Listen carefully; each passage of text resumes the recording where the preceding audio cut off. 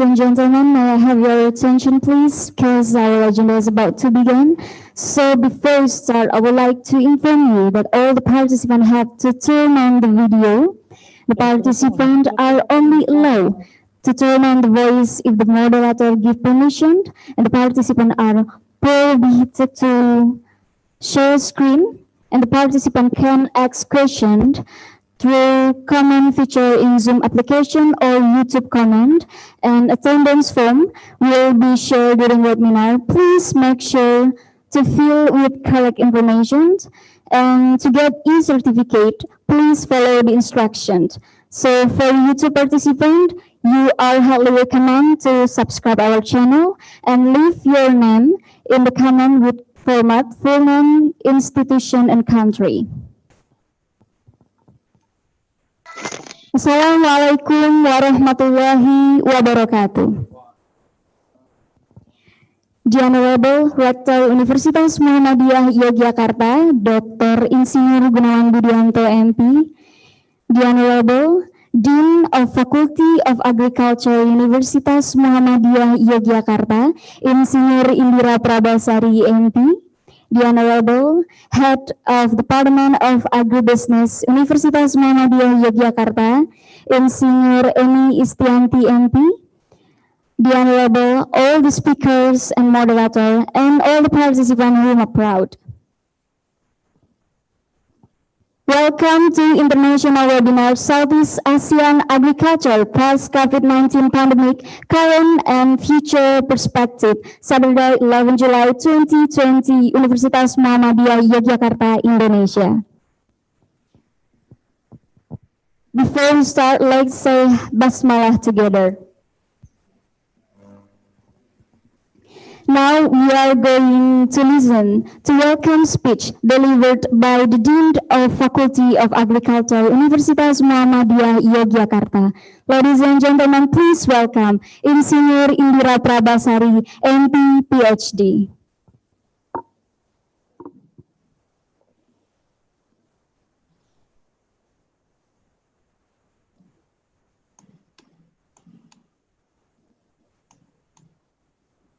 Assalamualaikum warahmatullahi wabarakatuh.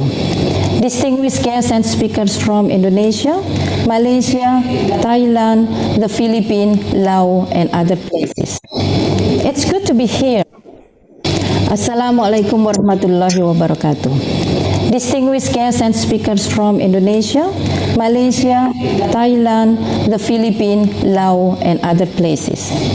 It's good to be here, and it's an honor to welcome you all to our international webinar, Southeast Asia Agriculture Post-COVID-19 Pandemic, Current and Future Perspective. The webinar is conducted by Department of Agribusiness, Faculty of Agriculture, Universitas Muhammadiyah Yogyakarta, Indonesia, cooperation with Universiti Putra, Malaysia, University of the Philippines, Los Baños, National University of Laos, and Khon University, Thailand.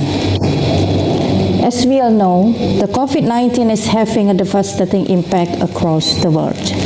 It affects every aspect of human life. Life becomes more difficult, many businesses are closed, and all of us experience uncertainty and worried almost every day. The pandemic gave negative impact including to agriculture sector. In most of Southeast Asia country, unfortunately, income is supported by agriculture sector. Therefore, we are very vulnerable from this pandemic. However, we need to be strong and resilient to survive from this pandemic. We need to hold our hands together. We need to work together to be the winner from this difficult time. And for this purpose, this webinar is set up with approximately 3,100 participants from more than 10 countries. And finally, I wish you a fruitful discussion, and hopefully the webinar also gives you opportunity to expand your network between participants. I think that's all, and have a great webinar. and good luck. Assalamualaikum warahmatullahi wabarakatuh.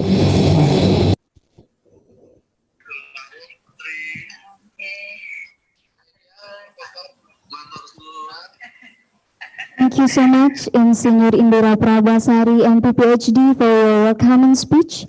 Ladies and gentlemen, according our agenda today, we are going to continue our presentation and discussion that will be guided by our moderator, Mr. Heri Akhmadi, MP. Mr. Heri Akhmadi, MP, is one of the best lecturers in the Department of Agribusiness, focusing on digital consumer behavior. Ladies and gentlemen, please welcome Mr. Heri Akhmadi. Thank you, Ovi. Nice introduction. Ovi is one of my best students, and thank you for all your good introduction. And ladies and gentlemen, this is Heri Akhmadi, and I'm a lecturer at the Department of Agribusiness, Universitas Muhammadiyah, Yogyakarta. And I'll be your moderator on today's webinar. And as you know that today we've got a big event this morning with more than almost 4,000 participants that join in this webinar, and more than 500 participants join live via Zoom application and also via YouTube streaming. So I'm simply to say welcome to all of you on the international webinar, Southeast Asian Agriculture, Post-COVID-19 Pandemic, Current and Future Perspective. And I'm pleased to introduce our today's speakers. As you know, we have 5 speakers today. The first is Dr. Juwaidah Sharifuddin from the Department of Agribusiness and Bioresource Economics, Universiti Putra, Malaysia. Dr. Juwaidah, you hear me? Yes, I'm here. here. I hope that Dr. Juwaidah. Okay, thank you. And the second speaker will be Professor Arrienda from University of the Philippines at Los Baños. And the third is Mr. Khamsing Keothoumma from the National University of Laos. The fourth speaker is Dr. Yaowarat from the Khon University of Thailand. And the last but not least is Dr. Zuhud Rozaki from Universitas Muhammadiyah, Yogyakarta. Each speaker will deliver presentation in about 20 minutes, and then will be question and answer session. And to be honest, it's quite hard to me to hosting 5 speakers in one session. So maybe there will be like what we call it, like we will see the situation if, for example, all the speaker, all 5 speakers already joined this webinar. Maybe we will divide the session into 2 sessions. Session 1, maybe around 1 until 3 speakers, and then we have around 30 minutes of question and answer session. And then session 2 will be the last speaker, 2 speakers, and then there will be question and answer. And ladies and gentlemen, before I hand the mic over the speakers, I have a little bit explain item to cover about this webinar. As the title indicated, this webinar will discuss the current situation and the future agriculture sector in ASEAN countries. We know that agriculture sector is become a main sector in most of the countries in ASEAN. Even for some countries like Thailand, in Malaysia, and Singapore, and also Brunei, maybe quite a little, what we call it, like not become a major sector. But for example, like in Indonesia and also in Laos and Cambodia, even the share of agriculture not quite high, but the share of employment in agriculture is quite big enough. For example, in Indonesia, more than 38% employment in Indonesia is rely on agriculture sector. It means that when COVID pandemic hit this sector, there are many, a million people that would be affected by this condition. And we know when I read from, for example, there is like a prediction from Inventure that COVID-19 pandemic will affect some sector, for example, like a travel and also education. But other sector maybe will rise. For example, industry like digital, food digital marketing, and agriculture maybe in between. If we can manage this sector, maybe we can get a gain or positive effect from the COVID pandemic. Okay, so without any further ado, I'd like to kick things off by welcoming our first speaker, Dr. Juwaidah Sharifuddin from Universiti Putra, Malaysia. He's one of my colleague. We have some like last year, Dr. Juwaidah has become one of the visiting professor to our department, and she earned his PhD from the United Kingdom, and I think she will share the experience of Malaysia on handling the COVID-19 pandemic in agricultural sector. Okay, Dr. Juwaidah, it's over to you.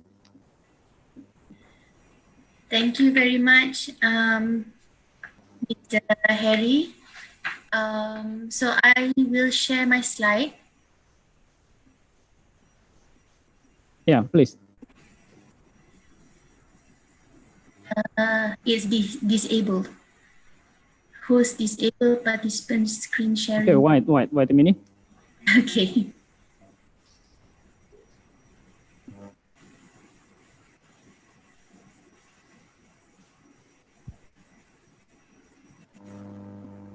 Could you share your presentation? Okay.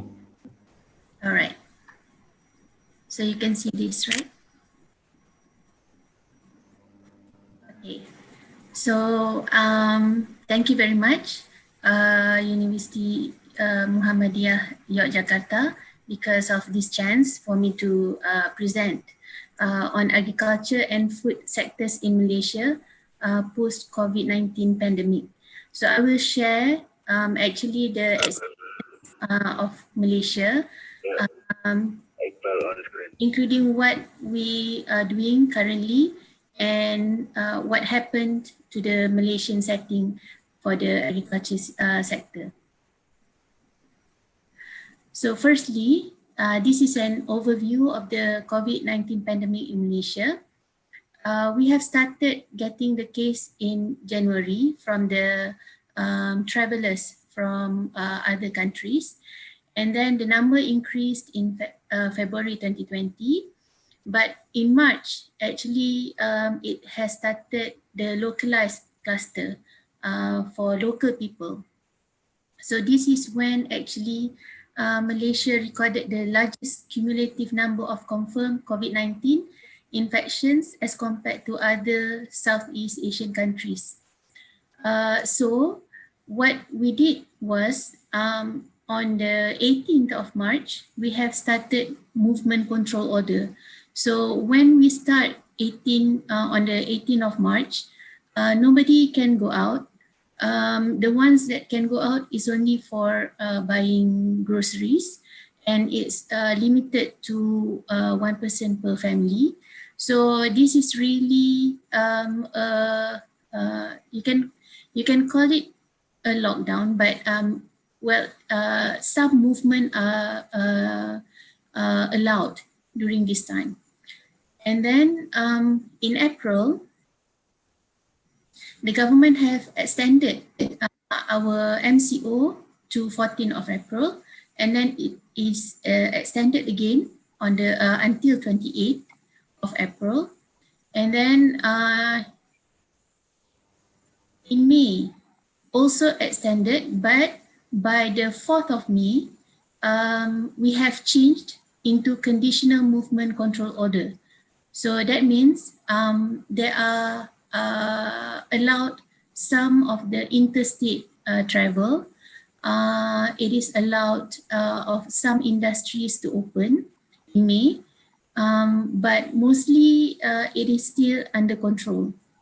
In June, we have started Recovery Movement Control Order, RMCO.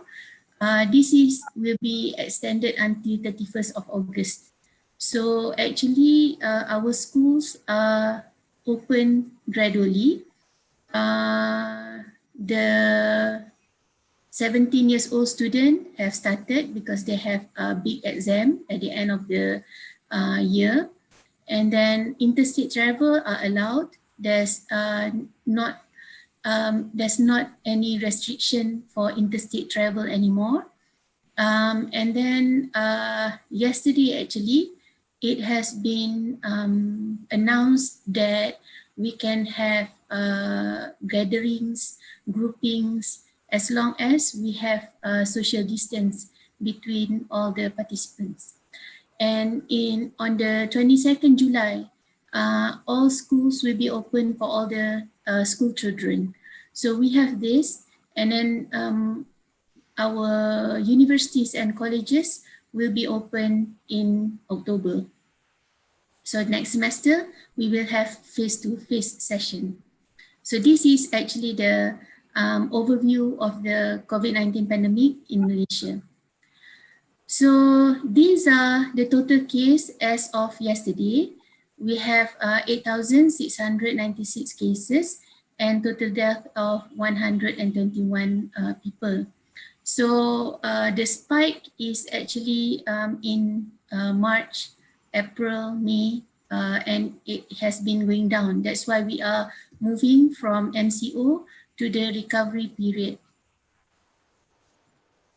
So what Malaysia has done, we have had, the government have announced 4 economic stimulus package. The first one was announced on the 27th February 2020.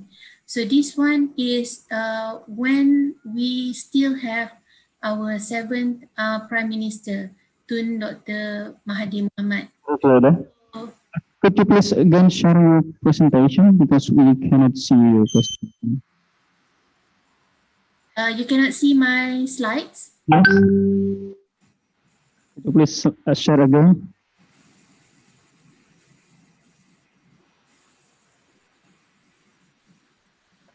And also, would like to remind our participants to not to share anything during the presentation. There's only the speaker will allow to share the presentation. Please, Dr. Juwaidah. My screen is still shared. Oh, really? Okay, all right. Just to make sure. Okay, so this one is the first plan. What is it?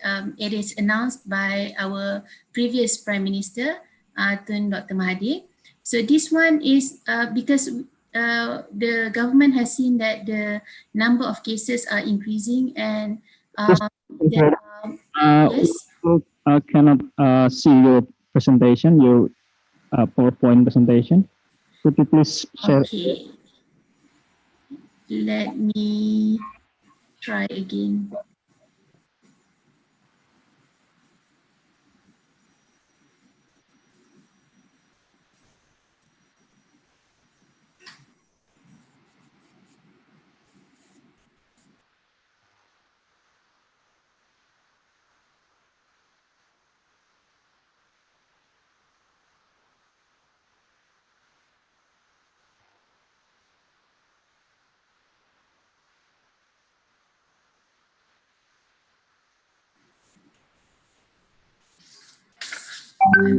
Why you cannot see the screen?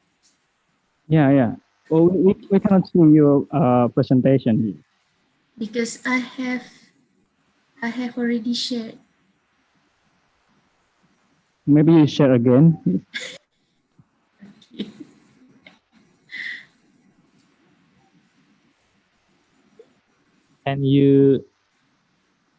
Can you stop sharing and then try to share again? Could you please stop sharing and then share again? Okay.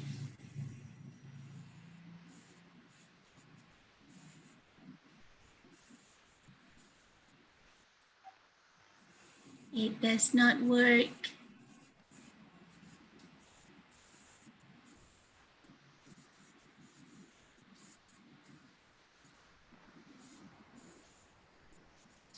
Bisa? It does not work.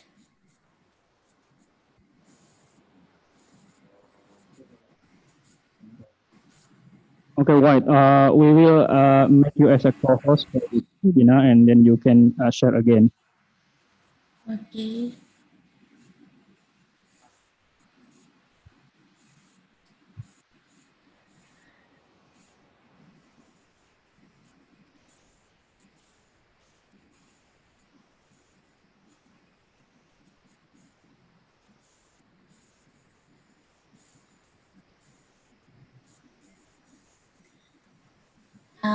Host disable participant. She is screen sharing. Okay, we will try to share by the host, and you just give your presentation. Okay. So can you see now? Okay, okay. All right. Okay. So I continue with the package, okay, stimulus plan for the economy, because nothing was moving from March until May. So this is the first one. What the government has done was that they have three measures for the business, for the people, and also for the economy.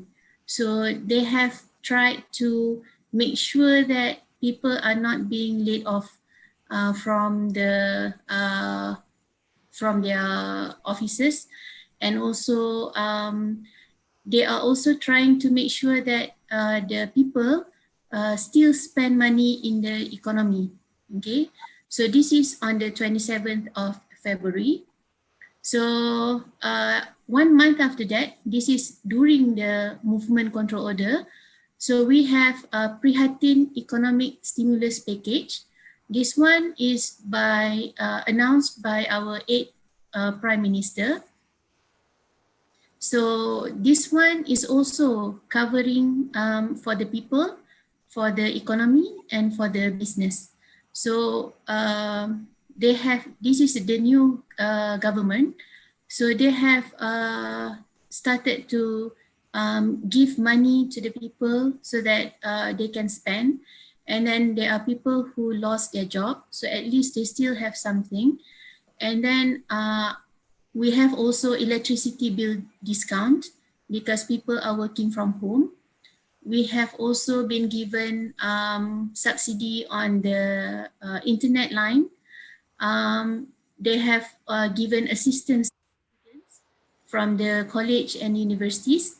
So there are some students who are stuck at the university. So the government spend money to take care of them during the movement control order. And then fund for SMEs. But during this time, we are not allowed to go out freely. So this is the main thing that the main highlights of Prihatin economic stimulus.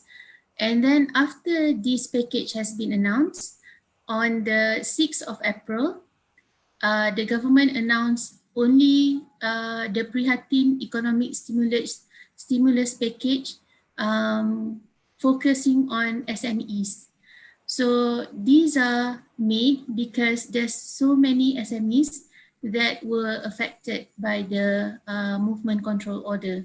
So there are the people might be we cannot see this because we are not allowed to go out. But then there are so many SMEs that have to close shop. Okay, so to make sure that people are not affected badly by the MCO. So these are some of the things that are included in the package. Okay, so in this package, it's also something like if you retain your workers, government will give you 600 ringgit per workers, and then you can top up with that for their wages. If the business have to cut the wage for the workers, they cannot get this subsidy. And also after they get this subsidy, they have to make sure that they don't do any layoff of their workers. So they have to retain their workers for 6 months. Okay. And then we have reduced the levy for foreign workers. There are also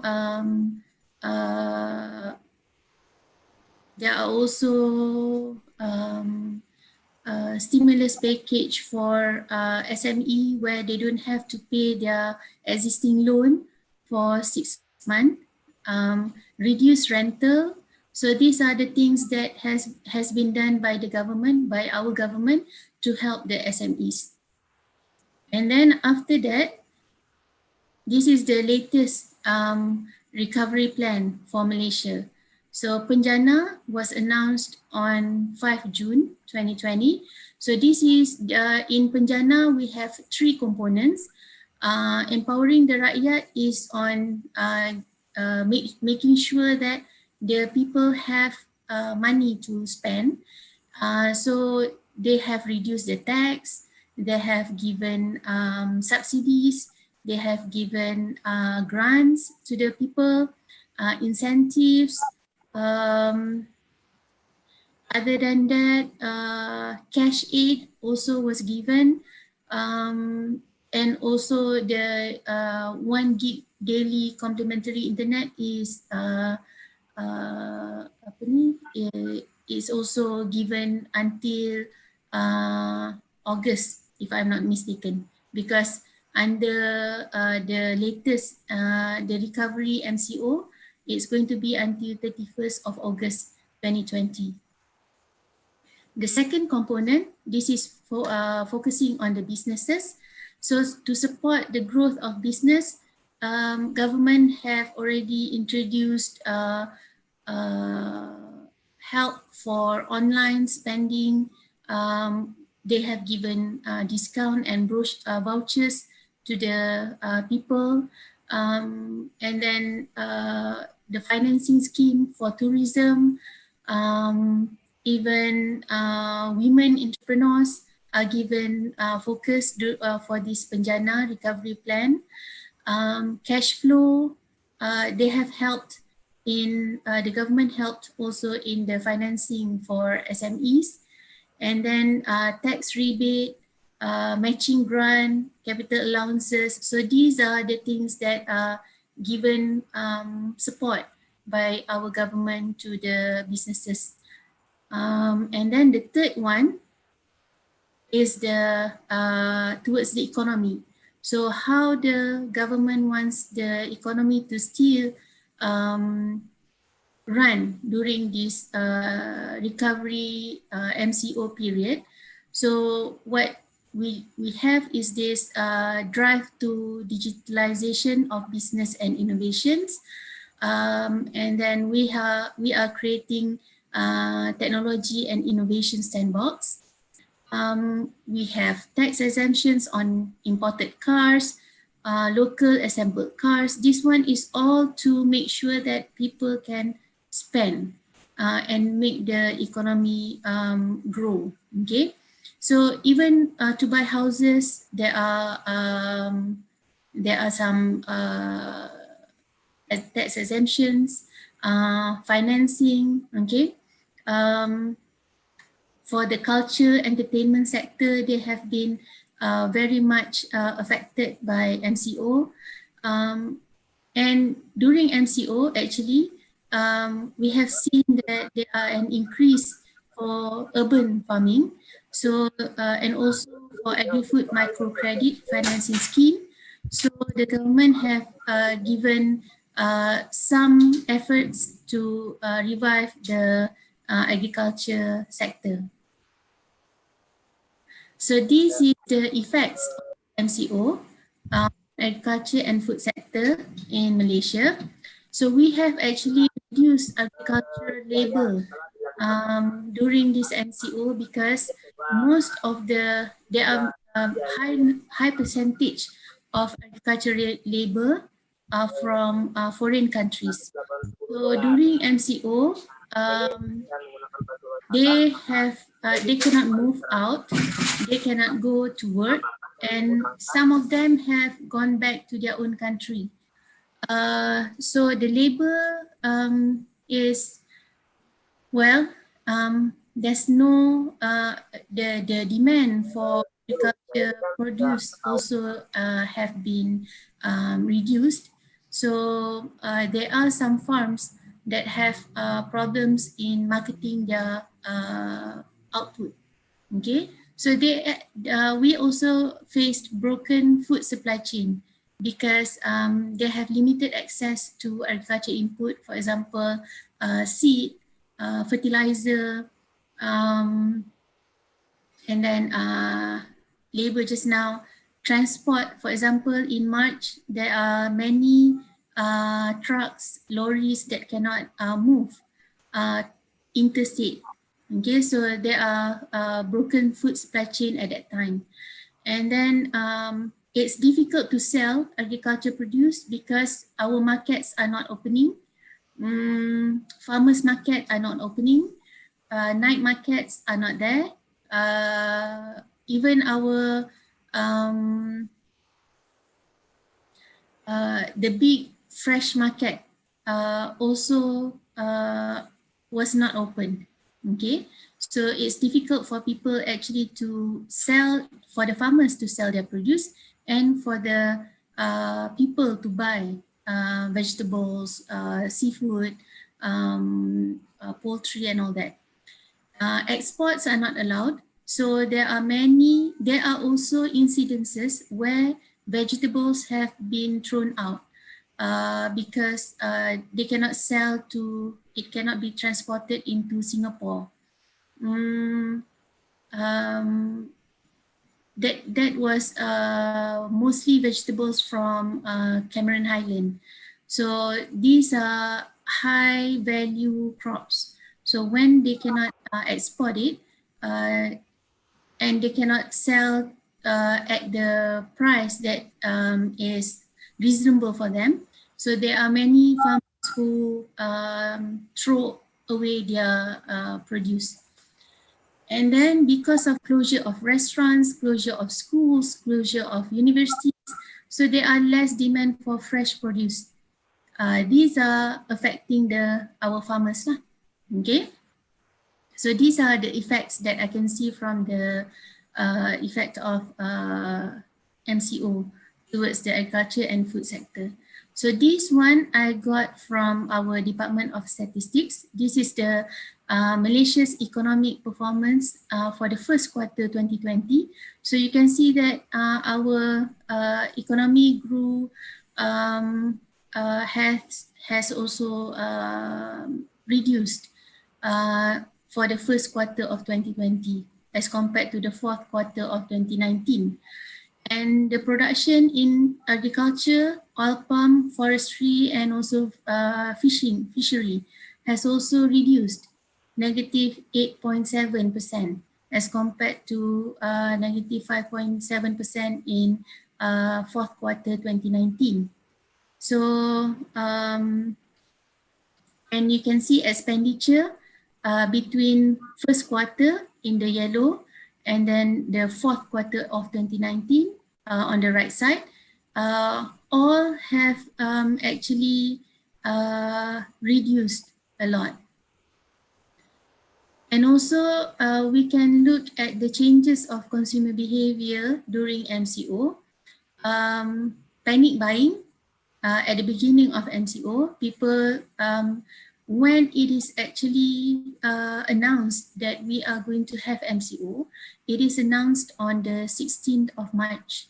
And then MCO will start on the 18th of March. So on the 17th, people rush out to buy stuff because everybody does not have any experience with this. So they don't know whether they can go out or it's going to be hard for them to buy things after that during the MCO.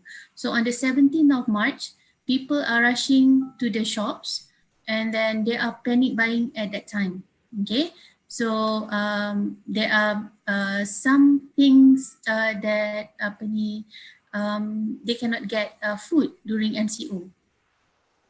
And then after a while, home cooking is gaining popularity. because we cannot go out to eat at the restaurants. Okay, and then increase unemployment rate. So you can see during MCO, there are many people who have started to sell food to get some money. Okay, and then e-commerce, online shopping is very famous during this time.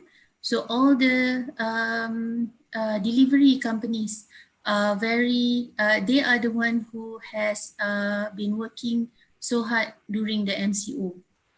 And like I said before, urban agriculture also has given emphasized. People have looked into how they can spend their time at home doing something useful. So urban agriculture is gaining popularity during MCO. And also because under conditional MCO and also recovery MCO, our shops and our supermarkets are open, but it's hard to shop for your personal needs because you have to have social distance, you have to queue up. If the people inside the shop has reached the limit, you have to wait until somebody comes out first, then only you can go in. So this has increased the number of personal shopper. People hire personal shopper or pay other people to do the shopping for them. Okay, and also delivery services because people don't go out.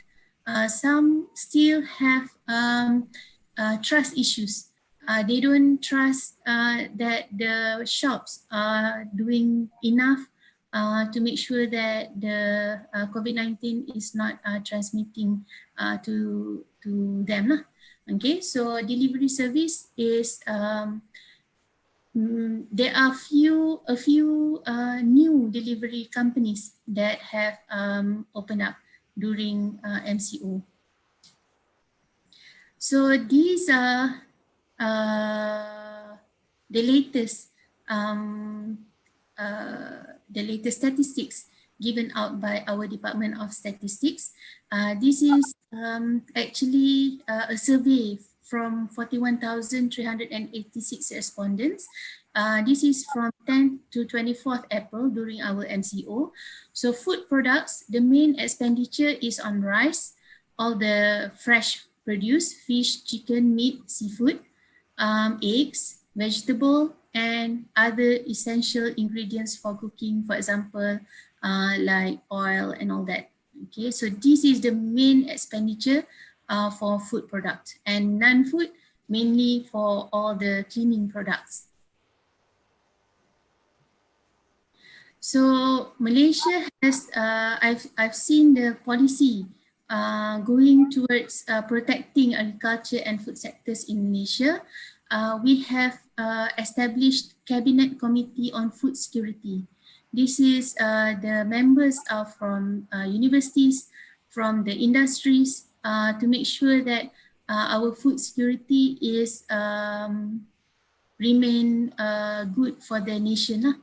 Okay, and also we have seen assistance provided under the Economic Stimulus Package and Economic Recovery Plan. This is as what I have presented just now. And then because of MCO, automation and digitization is given emphasis. So before this, it's already established in Malaysia for automation and digitization. But under MCO, people are really relooked at what is happening in the economy and what we have.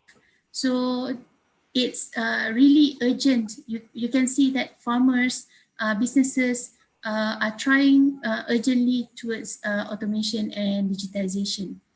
And then now we have future programs for development of agri-entrepreneurs among young adults and graduates.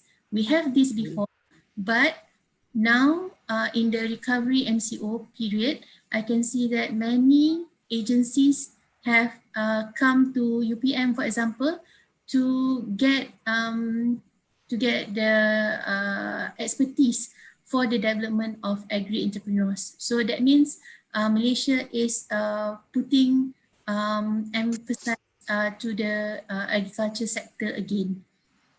And then improvement on e-commerce for agriculture and food products, because previously the delivery system for the fresh produce is not there in Malaysia.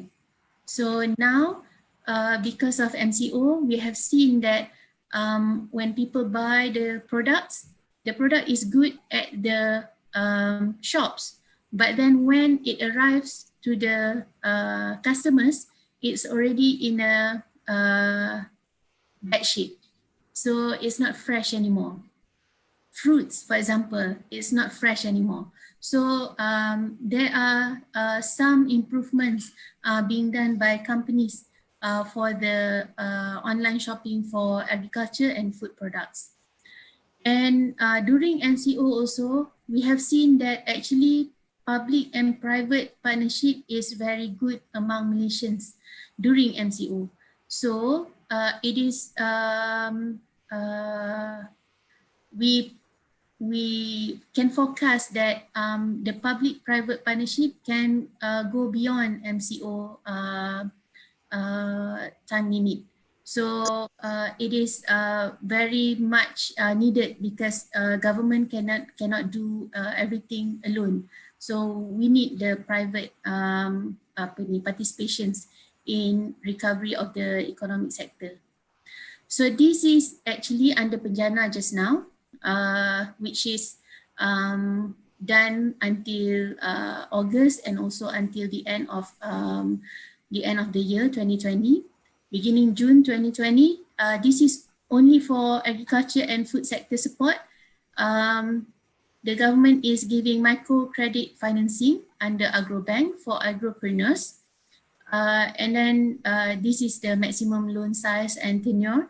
Agro-food workforce mobility via incentive for pioneer companies to train and educate. So there are more funding for training of workforce, because there are many people laid off from other sector. So we are trying to train them so that they can come into the agriculture and food sector. And also in-kind benefits for urban farming. The government have allocated some fundings, so people can apply for it, so that they can get fertilizer, seeds, they can build some infrastructure, they can buy equipments for urban agriculture, so that they can practice that in their home.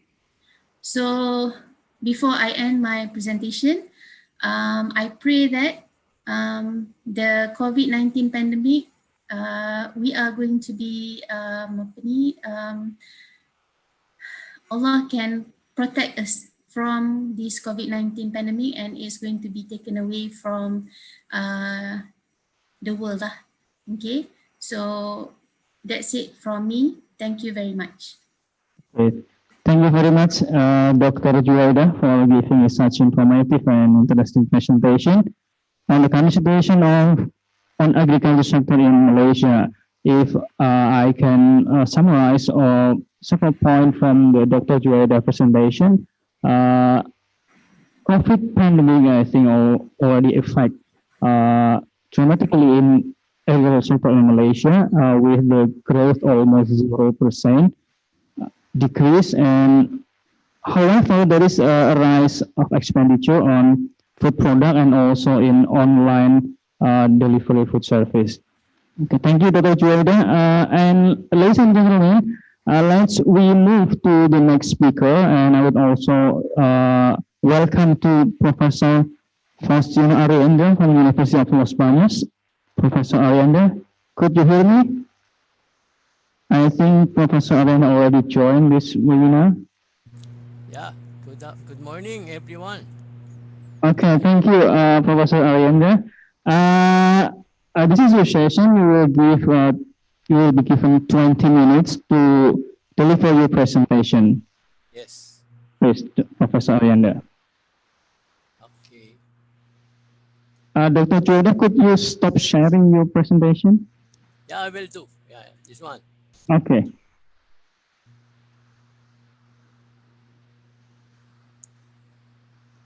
Okay, you may share your presentation, Professor Arrienda.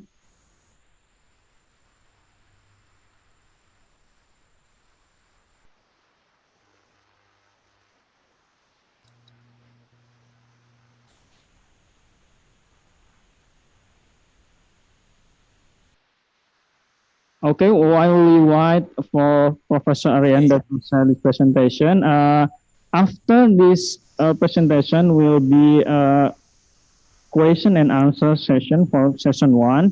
So for the participant, if you have a question, could you please write down your question on the chat room in Zoom meeting or a comment in via Facebook, YouTube account. Okay, Professor Arrienda, please. Good morning again, participants, and to the organizers of this Zoom webinar, courtesy of the University of Muhammadiyah, Indonesia, Universitas Muhammadiyah in Yogyakarta, Indonesia. Yes, regards to the people in the academe, particularly the Universitas Muhammadiyah in Yogyakarta. I was there last year to attend a conference, so I will not name the conference, but it was indeed a pleasure and honor for me to be with you again this morning. So my topic is about the Philippine agribusiness, a post-pandemic market analysis. I focused on the Philippine agribusiness side of things. Instead of trying to come up with a general analysis of the market, I picked Philippine agribusiness as a contribution to the crisis. If we are to pinpoint specific solutions to a problem, I go for the Philippine agribusiness sector.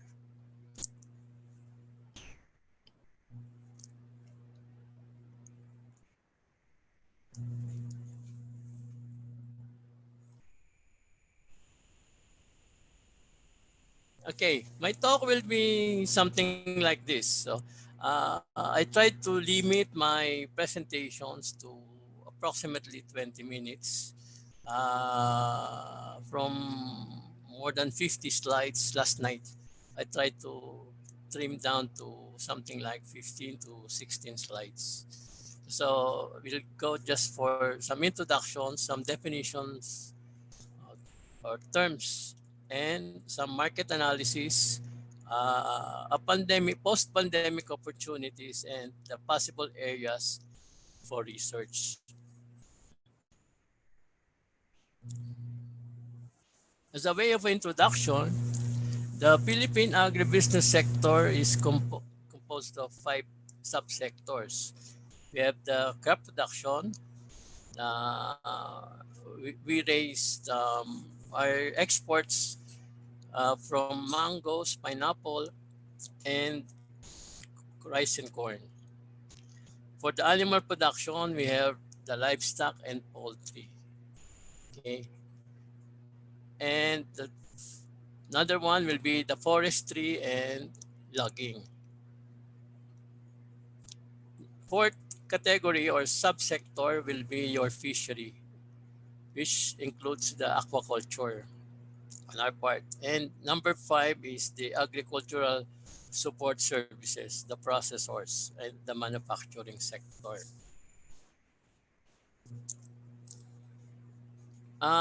Just to give you an idea of the agribusiness in the Philippines, we have agricultural farms, vermicompost organic fertilizer. We have a lot of that. We are into organic farming. We have dried flower business and fertilizer distribution business. The other one is organic greenhouses, organic farm greenhouse. Poultry farming is abundant. Mushroom farming business, as well as hydroponic retail business. For the hydroponic retail, is very popular here in the Philippines, especially in the urban areas, because uh, you don't need soil, you know, to produce your crop. Just a way of idea, just to give you an idea of the family income or part of the income and expenditure survey, a typical farmer, Filipino farmer, earned an average of around 100,000 pesos. That's pesos per year, or little more than 8,000 pesos per month. So try to think, is this enough, no, for us Filipino farmers? If in terms of the GDP, our agriculture contributes something like 5 to 6% of the gross domestic product. Just to give you the difference between the agriculture as well as an agribusiness side. Agriculture refers to the science of cultivating the ground. It includes harvesting and processing of crops, as well as management of livestock. For the agribusiness, it refers to an agri-related activities that put farmers, processors, distributors, consumers within a system that produce, processes, transport, markets, and distribute agricultural products. So agribusiness is more on the totality of the, the whole the things. Okay, so agriculture refers to a specific, agribusiness refers to the macro side of business.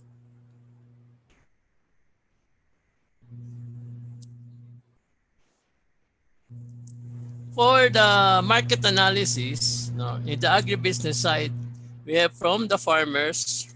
From the farmers, we have your processors. No, sometimes the farmers can go directly to consumers, but it doesn't happen in the Philippines. We go for processors and distributors. These are middlemen in the supply chain, the distributors. And very critical in the distribution will be your transport. Okay. Then from the transport, it goes to retailers like public markets, the supermarkets for the NCR, and it is consumed to us consumers. The biggest problem during the pandemic, I'll be showing you the slides, is this. Now, the farmers produce is there. No, uh, farmers produce is constant, but the demand is what?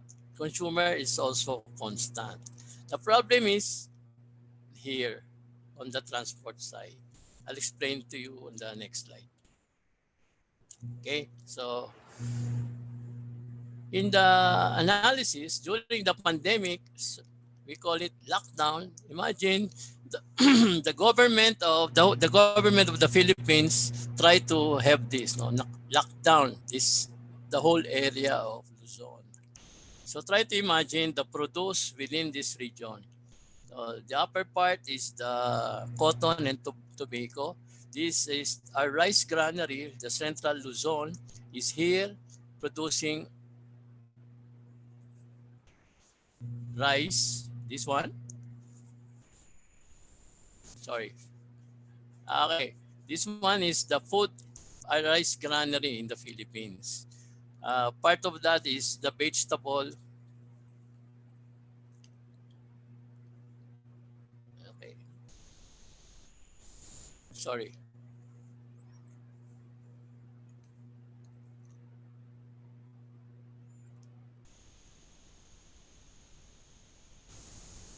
Yeah. Okay. So part of this is the vegetable farm. Most of the demand is within this region, the NCR, the capital region. Okay, it includes Manila, Quezon City, and the rest of the high consuming public is here. The production area is here, and in this one. During the lockdown, however, the problem is the transport. How to transport this, the food supply, to the specific demand. And in our case, when you say lockdown, you have to stay at home. So no one can just go and shop, or the market is closed. So that's the biggest problem, is to bring this food supply to that specific demand. Okay, so that's the problem during the pandemic. For us, agriculture sector were able to produce its own contribution to the GDP, but unfortunately, it was not. They were not able to transport that to a specific consumers, or the demand for that particular crop. That's the problem of during the lockdown. So no supply because of the transport.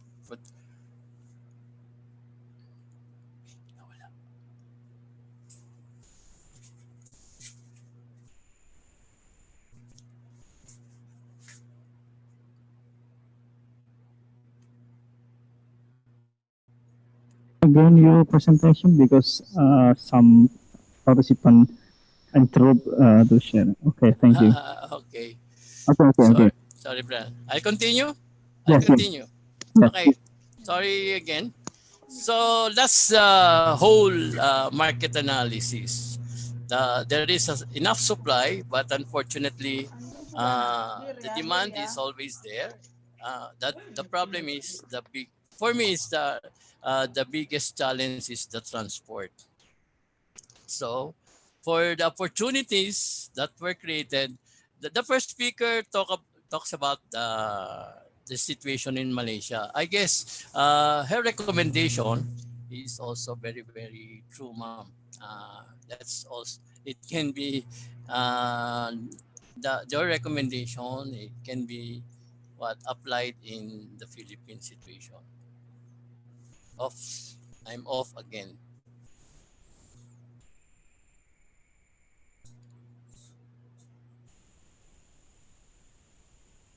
Not to share the screen.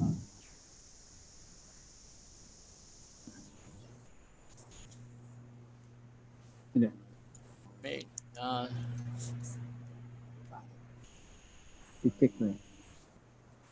I cannot share. Okay. Wait a minute. We still fix the problems.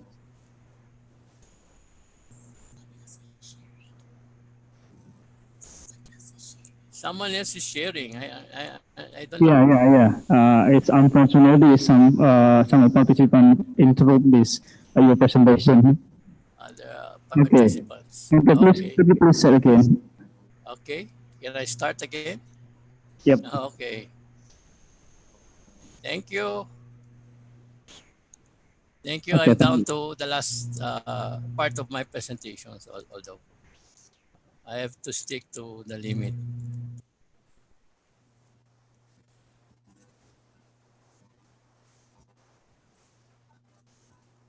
Okay, these are the post-pandemic opportunities that were identified.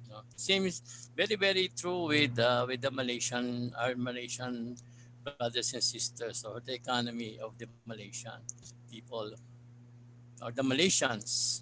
Okay, we were able to have the home deliveries. Okay, home deliveries.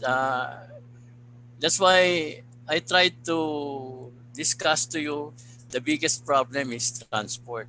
You have the vegetables, you have the fruits, but unfortunately is how to get it through the consumers. Yeah, those are so the post part of the opportunities is there will be a rise in terms of home deliveries. Home deliveries will what? Protect the people, uh, especially those who are very safe conscious individuals. Home deliveries will help you not to line or queue up in the supermarket and public markets because of social distancing that are being implemented. So home deliveries is one. So if you want to capitalize on this and do it. Second is promoting your locally produced or online selling of homemade goods. Okay. For me, in order for us, especially the MSMEs, is we try to promote and consume locally produced online goods and services, like processed goods and whatever. We can help the economy push through with negative growth the last 6 months. Third thing is transport. Not public transport, but uh, transport of goods and services uh, towards the consumer. We have uh, we have this pasabay, pasabay meaning a collective or group of buying scheme that someone is buying your goods and trying to give it to you on a door-to-door basis. So that's for me an opportunity after this pandemic. We call it the new normal nowadays. We stay home safe and we eat through these opportunities. Okay, we eat vegetables and fruits and agribusiness products like eggs, poultry, or meat delivered to our home. And this will be a great opportunity on our part, specifically in the Philippines. And some areas for research, as an academician, we go for this. We can do some research on coping mechanisms adopted by the micro, small, and medium enterprises specific to the agribusiness sectors in overcoming the pandemic crisis. And number two, we can research on the forms of government support needed to restart, specific also to the agribusiness sector or industry. Okay, so I guess thank you for listening. That's the end of my analysis. Thank you, Professor Arrienda, for interesting presentation to cover about the current situation of agribusiness in the Philippines. If I can just simply review about your presentation, mostly the effect of the pandemic is in a supply chain because we are not the supply Yes. of a product is not a problem, but because of transportation, because the lockdown, so how to deliver the product to the customer is a problem. Yes, that's true. That's true. Okay, thank you. And we will enter to the session one of question and answer. We already have some question from participants, both for Dr. Juwaidah and also for Professor Arrienda. Yes. The first is for Dr. Juwaidah. This is from Pak Dijono, from Professor Dijono from Universitas Gadjah Mada. He asked to Dr. Juwaidah about how the efficiency of marketing of agricultural products since the online marketing become widespread in Malaysia. The second is from Rahma Dianita from University of Jambi.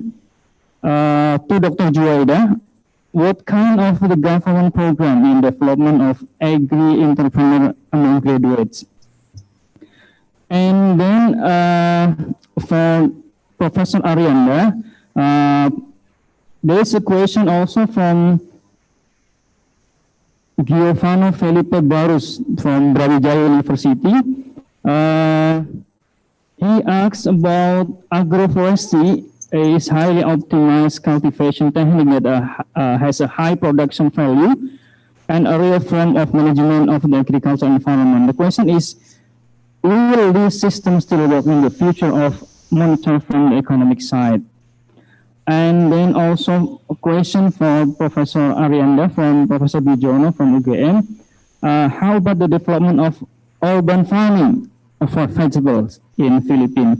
And the last, there is also the question for Dr. Juwaidah. The third question is almost same with Professor Bijono, but for Dr. Juwaidah is about urban agriculture. Will the future of urban farming in larger and wider scale be able to pursue export-import target?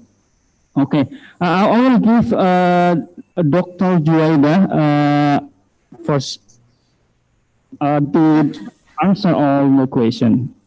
Please, Dr. Juwaidah. Thank you very much. Okay, I'll answer the first questions on the efficiency of marketing of agriculture products. So at the beginnings of MCO, actually, there are many hiccups from the sellers. So we have late delivery, fruits and vegetables are not fresh anymore when it reached the consumers. There's one point where sellers frantically create their website. They started to join other online shop such as Shopee and Lazada. So they are first timer. So they try to catch up with the online sales. Delivered products does not meet expectations because traditionally when we want to buy vegetables, fruits, fish, we want to touch, we want to smell. So when you have to depends on other people, so when it comes to you, it's not as what you expect. So there are people who are not satisfied with that. So there are possible ways that all the sellers can improve for the delivery service. So they have tried something like delivery of food, for example, like Food Panda, Grab Food, but the packaging is not good for fresh produce. For food, it's okay, but for fresh produce, it's not okay. So these are things that can be improved in the future. The second one is for the programs for graduates, for making them agri-entrepreneurs. For example, actually in UPM, we have a program for 6 months short course for graduates, so that they can learn how to produce selected products, such as we have courses for production of organic chicken, vegetables, rock melon, beef or mutton. So this previously has been done from 2012. We have taken about 20 students at one time, 40 students, but now it has been requested from other government bodies and also farmers association, so that they can also train. They want UPM to train their younger generations so that they can also come into agriculture sector. The third one is on urban agriculture, whether it can fill up the export and import demand. Well, I've said that we are trying to get all the people that do not have job anymore to get into the agriculture sector. But then for the export, actually it also depends on the international market, whether they want to import products from other countries or not. Because there are reports, right, that the virus comes with the produce that are imported from other countries. They said that it can be found on the fishing cutting board, the fish cutting board. So these are the things that might be going to impact the demand for imported products from other countries. So it depends. If we have enough people coming into the agriculture sector and there are demand from other countries for that particular product, it can be considered, because we have all these people that have been laid off. Some of them have very high skill in engineering, in mechanicals, so they might contribute more to the agriculture sector. There's one question actually on the discounts of electricity bill in Malaysia. Actually, everybody get that discount, but usually if you are the electricity bill in Malaysia, we have different level. So if you use only a little bit of, it's not that much, the rate is different. And then as you consume more, the rate is going to be higher. So usually the first level and the second level too, you can get discount for that. So that one is for Malaysia. Thank you very much. And next to Professor Arrienda, could you please answer the question from the participant? Yeah, there is a question about the development of urban farming or vegetables. We have this in the National Capital Region, urban farming. We encourage them. The Department of Agriculture is encouraging people from the condominiums, from the urban areas to plant vacant lots, convert that into a vegetable farm. We encourage that in our, and I think that will always be true. After this pandemic, it's an opportunity for us to capitalize on.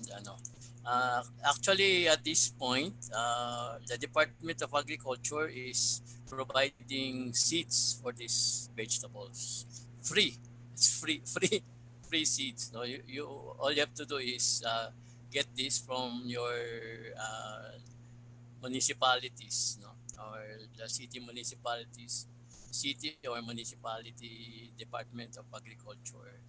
Then they can provide free seeds, vegetable seeds on our part. Then from, I guess, we talk about agroforestry as an opportunity. Yes, a highly optimized cultivation technique now for the agroforestry. In UPLB, we can plant we can produce or reproduce clone species of bamboo, clone species of highly is good for the agro industry program. We have that technology. We call it the tissue culture in our university, and we provide that with that technology is you can get it through PLB. It's also free. The technology itself, the tissue culture itself, is free. I don't have any more.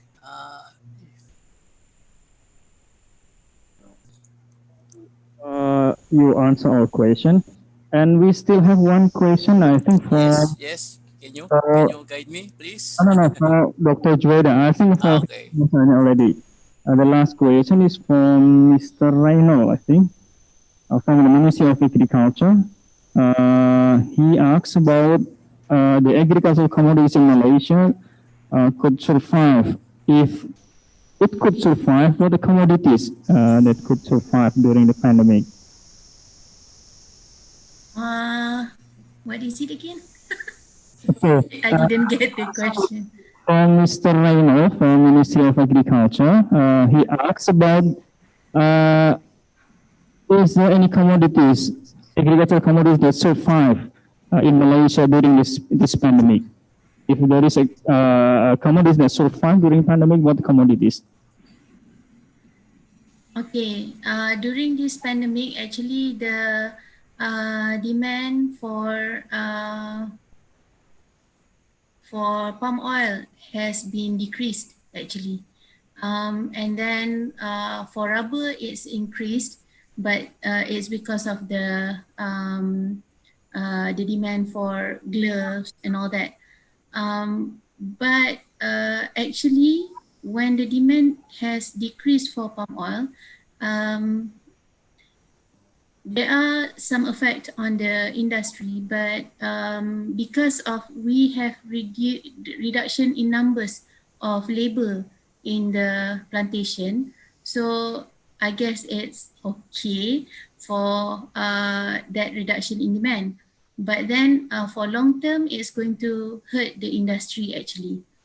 And also because everybody has reduced their consumption and also their travel and all that.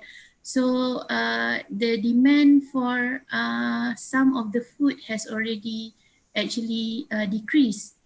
And also there's one question just now on the differences in consumer consumption in Asia. Actually, because of these 3 months, 4 months you are at home, actually most of the consumers have already know what they need and what they don't need actually. So demand for spending for luxury food and also fast food has reduced. So might be people are also feeling excited to cook themselves at home. So there are many people who started producing food online.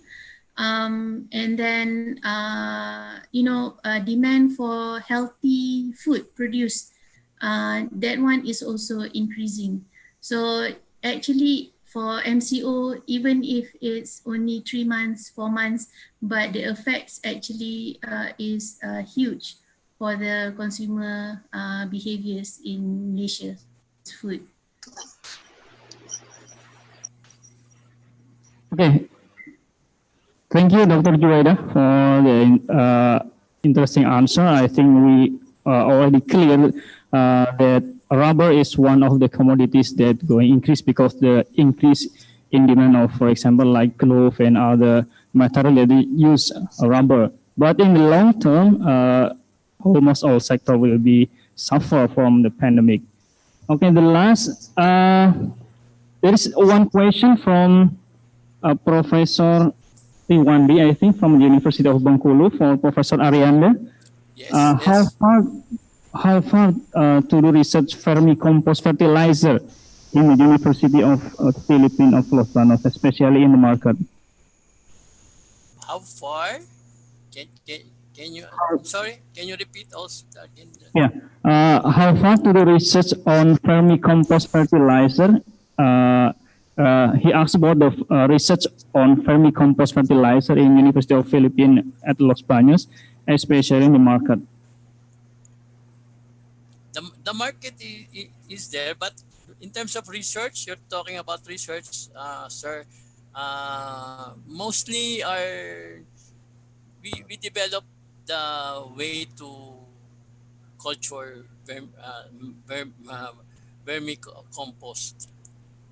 That's if you want to have that, we can provide the handout for that for the process. It's free, and we can give you some contact lists, for you to get in touch with these producers, and you can ask them about how the market is.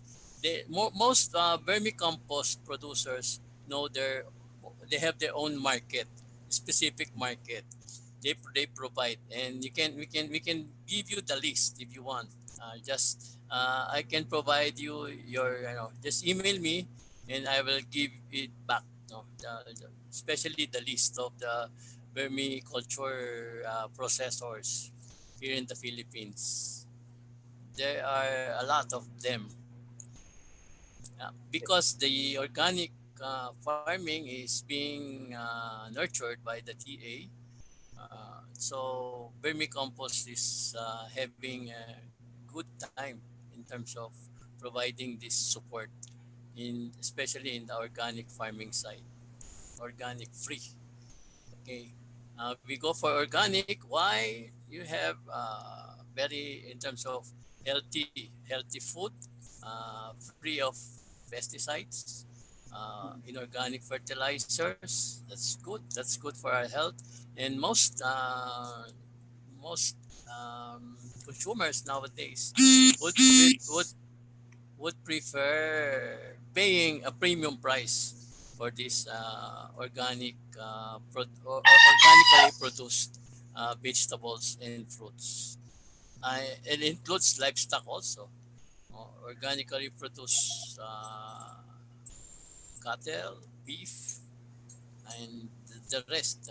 The consumer behavior is that they can pay for a price, for a premium price of a for organically produced product. Okay, thank you, Professor Arrienda. Okay. And the last question, I think, before we move to the next session, is a question from Handayani Boa, Mulawaran University, if I'm not mistaken. I think this is Bu Boa, one of my friends during my study in Thailand from King Mongkut University, I think, but right now she is a lecturer at Mulawaran University. She asked to both of you, Dr. Juwaidah and also to Professor Arrienda, about the current situation of food security, both in Malaysia and also in the Philippines during this pandemic, the current situation of food security. Okay, please, Dr. Juwaidah first, I think. Okay. Yeah. Okay. The current situation on food security in Malaysia is actually the first few weeks that we have MCO. Food security is also on availability of food for the consumers. So actually, the problem that we have is because we cannot travel interstate. Many of the farms are in state of Pahang and Perak. So when they want to transport their vegetables and produce to other states, they have problem with that. But that's why after a few weeks, the government realized this and they have opened up and given permissions for the trucks and lorries to go interstate. So that's because we have roadblocks everywhere during MCO. So after that, availability of food products is not a big issue. So that means actually when people reduce their consumption and we look at it, it's like actually it's enough food for Malaysian. I think the imported foods that we have right now mostly for the it's not for the need, it's for the extra ones from the consumer side. So during this movement control order, actually we can see that it has been managed in a very good way by the government, and we don't actually feel that we don't have enough things to eat for the consumer side on the consumers. Thank you. Okay, thank you, Dr. Juwaidah. And then Professor Arrienda. And before you answer, there is also one question also that you have to answer from Mr. Reynolds that already asked to Dr. Juwaidah, but also he asked to Professor Arrienda about the agricultural commodity that survived during pandemic in the Philippines. So that is a two question. Okay, please, Professor Arrienda. Okay. For the food security, our government is adopting the food security, meaning every time there is supposed to be sufficient food, specific the rice, raw rice. It's a political crop in our country. It has to, it has to be there. The presence of rice in the table of Filipinos every day. That's the concept of food security. We're adopting the food security concept in terms of economic theory. Instead of producing sufficiency, we go for the food security. However, as I have mentioned earlier, the food is there, the rice is there. Okay, we don't have shortage of rice. Okay, we've been importing it the last 2 or 3 years. Majority of it comes from Vietnam or Thailand. But with a specific travel ban, lockdown, no, for the entire Luzon, as I've shown earlier, the problem is the transport. How to get this rice, no, specifically rice, no, from the warehouses to the different consumers. Especially the biggest consumer will be the population of the National Capital Region. There's around 12 million people eating rice every day, something like 2 to 3 kilos per day or per capita consumption. That's a lot.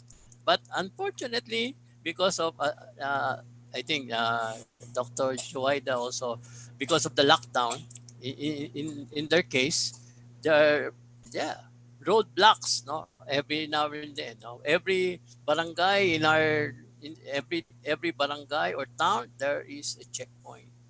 And yeah, the last finally the government realized this, so they have to give us free pass, no, specific for the food transport, so to ease the situation, or else will all NCR will go hungry because of that. It just remain meaning no supply coming from other from the warehouses. Then they will be just dealing with the present inventory or stock. Then definitely retailers will tend to jack up the prices. No, they'll try to take advantage of no supply of rice. But fortunately, there is a supply because we are adopting the food security. Our government is adopting the food security program, and every meaning food for every Filipino people, specific rice. Okay, what's the other question? The last question is about the agricultural commodity that can survive during a pandemic in the Philippines. Is there any commodities that survive during the pandemic? The agricultural commodity. Yeah. In the pandemic, I think the critical there is rice. Unfortunately for us, it's just my personal view. Instead of the government trying to give us allowance, especially the poor ones, we were subsidized. They gave us support, meaning money to sustain our living. Unfortunately, they don't have the supply.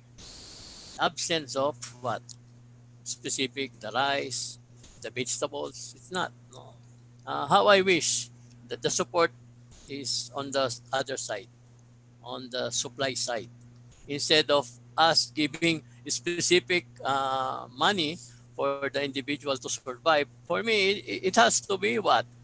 To be from the supply side. They have to open the road, especially if you are to travel. If you are in the food distribution, you are part of the supply chain. No checkpoints. No.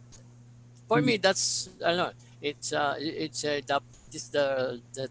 real thing. They need to open up no, especially the if you are engaged in the supply chain, food distribution, the better, no, for us to support the pandemic instead of us. For me, it's no money involved. In you just relax, just give the go signal. Okay, if you are under food distribution, under the supply chain, go. No, you can no restrictions in terms of travel from north to south or from south to north. No, don't need to spend billions of pesos, no, just to give it to those people who were locked down the last 3 months. Unnecessary expenditures on my part. That's my personal view. Okay, that's my personal view. Okay, Okay. thank you. Okay, thank you, Professor Arrienda and also Dr. Juwaidah for the full explanation and also answer for the participant. I would like also to give great appreciation for joining us on this webinar. And let's we move to the next session. And but I also hope that Dr. Juwaidah and also Prof. Arrienda are still joining this webinar because maybe there is still a question from the participant. Okay, ladies and gentlemen, let's move to the next session. There will be 3 speakers.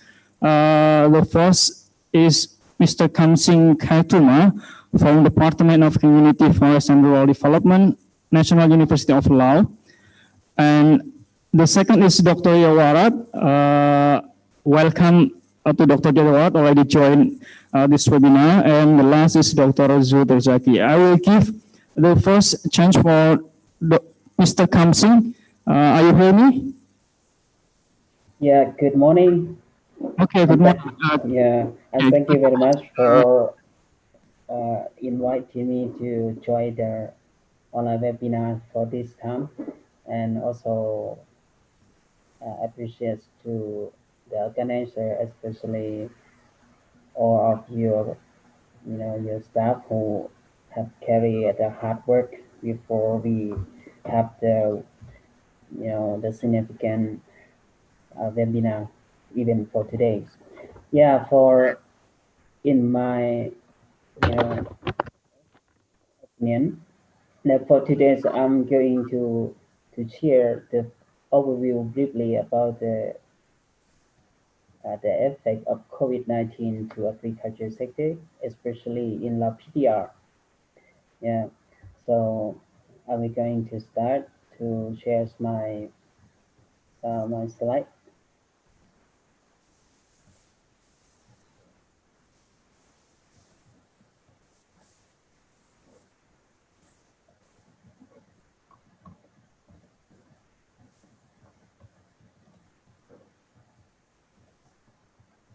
I'm not sure. Can you see?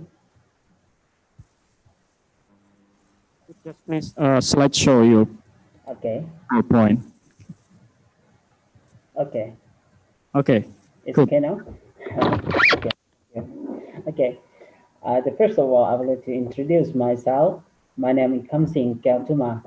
I'm working at Faculty of Forest Science, Department of Community Forest and Rural Development, and National University of Laos. And for today, I'm going to share about the overview of impact of COVID-19 to agriculture sectors in Laos PDR.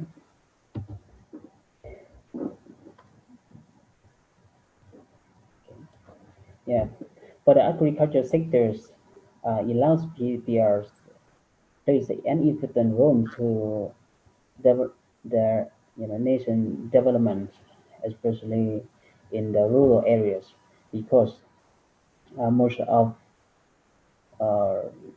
population in Laos, they contribute to the agriculture.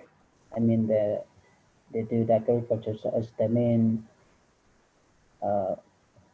the carriers. And also the agriculture sectors also contribute approximately 17.7% of the national GDP, and above 65% of total employment in this sector. So, yeah, to quite a lot of numbers of people, especially for the labor of people who are working in these sectors. Yes, and as I said before, that the population of Lapidas are, mostly they live in the rural areas, and about the 67% of the population, and those of the people, they have, the main job or working on agriculture, estimate about the 72% that they work a bit on agriculture. Yes, so, and if you look at about the impacts of COVID-19 that just occurred in last, I'd say, a couple of months, that affected to the Laos PDA, especially the peoples that confirm, infected from the COVID-19, and then our governments have a plan and strategy to avoid and to control the pandemic of this crisis, and that's after a lot of the control, a lot of the activity of we have implemented, and it's a effect to the agriculture. So especially, about the cash crop or another product, and moreover, agriculture livelihoods in Laos are is based on the last periods of year. We have the compounding shock. I mean, including the flash, animal disease, and prolonged droughts. Yes, and also some pest outbreak that have been negatively impact to the agriculture sector. And this problem, so is reduce the demands of for the farmers' products, and yes, the products, because of the people we have, during the COVID-19 pandemics occurring, so these are effective to the people because they the product is have some problem to export or to transport to the market, even those in local market, like in the capital, like Vientiane capitals, and another the province capital, province city, like Luang Prabang, Savanakhet in southern of Laos, central part of Laos. Yeah. And in terms of agriculture sectors, especially for the cash crop, that I will give some example here, like the cardamom, rubber, tree, coffee, or whatever, that they have the most impacted, and because of their border was closed, have been closed and not allowed to export to, especially to China, and some product that export to Thailand or something, and followed by the horticulture product like vegetable and another fruits, garden food. Yeah, that's uh, from this problem. And then we also have the restriction in the movement of the trader, because of a trader not allowed to travel to collect the crop from the farmer or the producer, and to send to the market.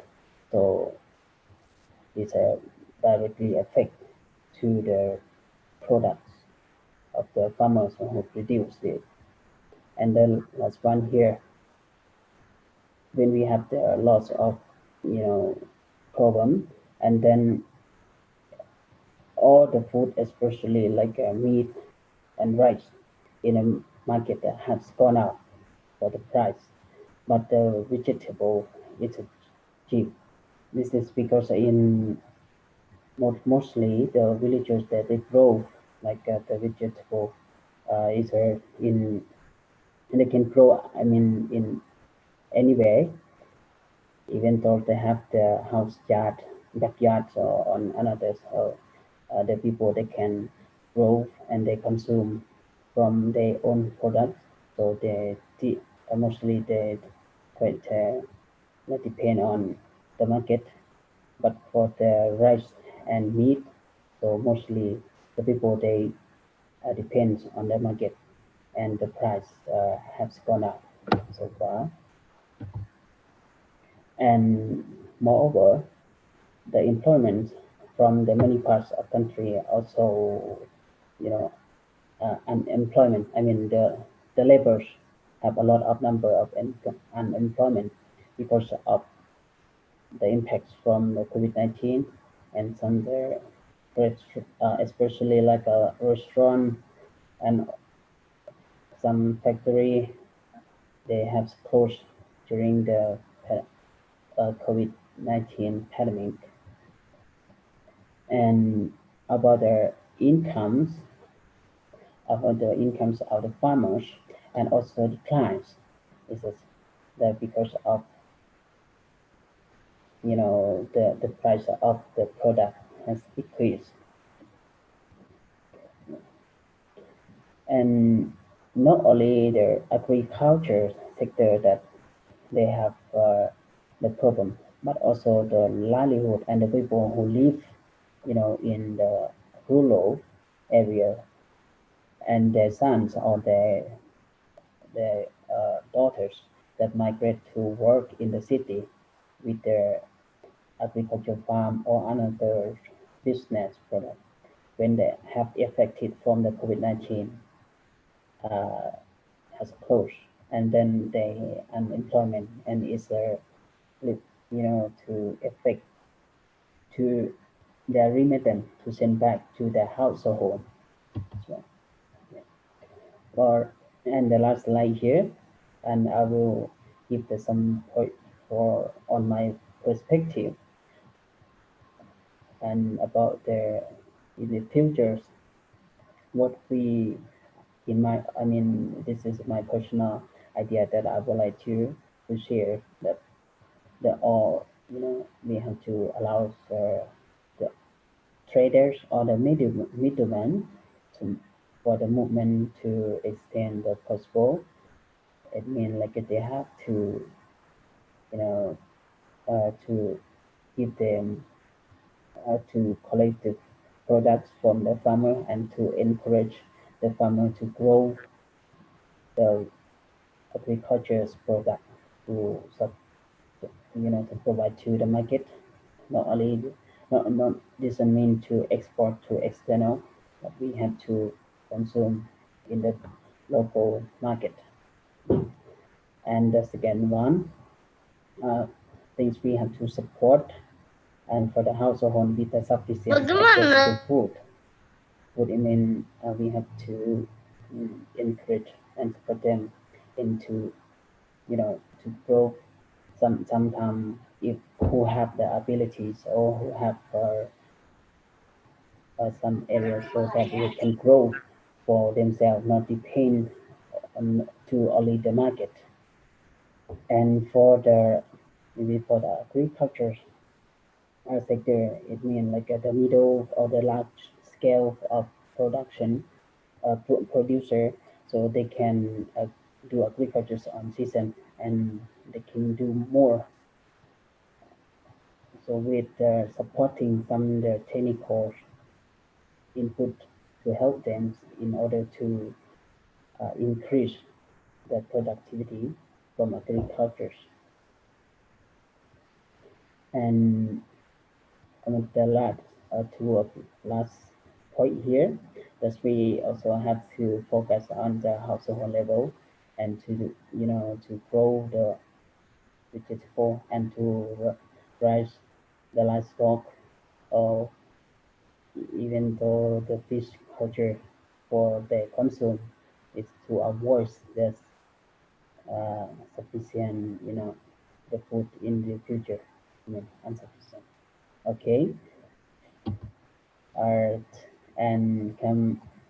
I announce my presence almost finished, and thank you for your listening. And for more information, and then we can have a discussion or the answer. Yeah, thank you. Okay, thank you, Mr. Khamsing, for an interesting cover about the agriculture, current situation of agriculture in Laos. If I can just highlight some item of some stressing from Mr. Khamsing, that even before the pandemic, that agriculture sector in Laos is already suffer from, for example, like a flood. And we know that Laos and some countries in ASEAN, for example, like Vietnam and also Myanmar, the share of employment in agriculture is quite high. In Laos, almost more than 60%. So the most affected sector during the pandemic is employment. But I also noted that there is an increase about the home agriculture. I think this is interesting to discuss in the session of question and answer. Okay, thank you, Mr. Khamsing. And let's move to the second speaker for the second section is Mr. Dr. Yaowarat. Yaowarat, are you with me? Yes. Okay. สวัสดีครับอาจารย์ สวัสดีค่ะ Okay, สวัสดีครับ Okay, thank you very much. Okay. And thank you to Dr. Rozaki that invite me to join this seminar.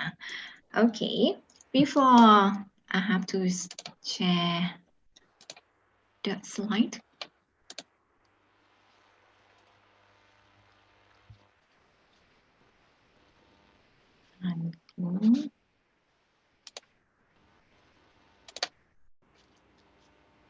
Okay.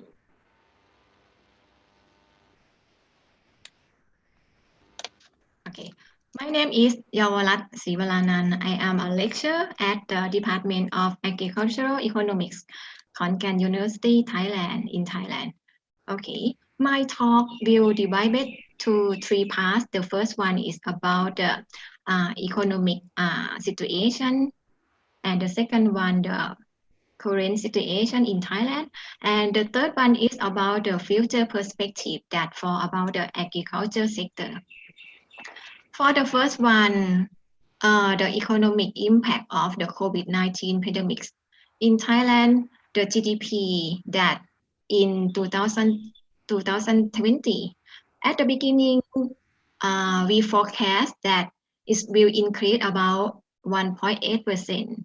But when the COVID-19 pandemic, so we forecast will be minus 8.1 for this month. How about the GDP of Thailand? Normally is highly rely on the tourists and export. That you can see from the graph. For the tourist sector, the GDP of the tourist sector contribute to around 15% of the GDP in 2019. But for this year, at the beginning in March and May, you can see the arrival of the tourists come from Thailand decreased around more than 70% compared with the last year.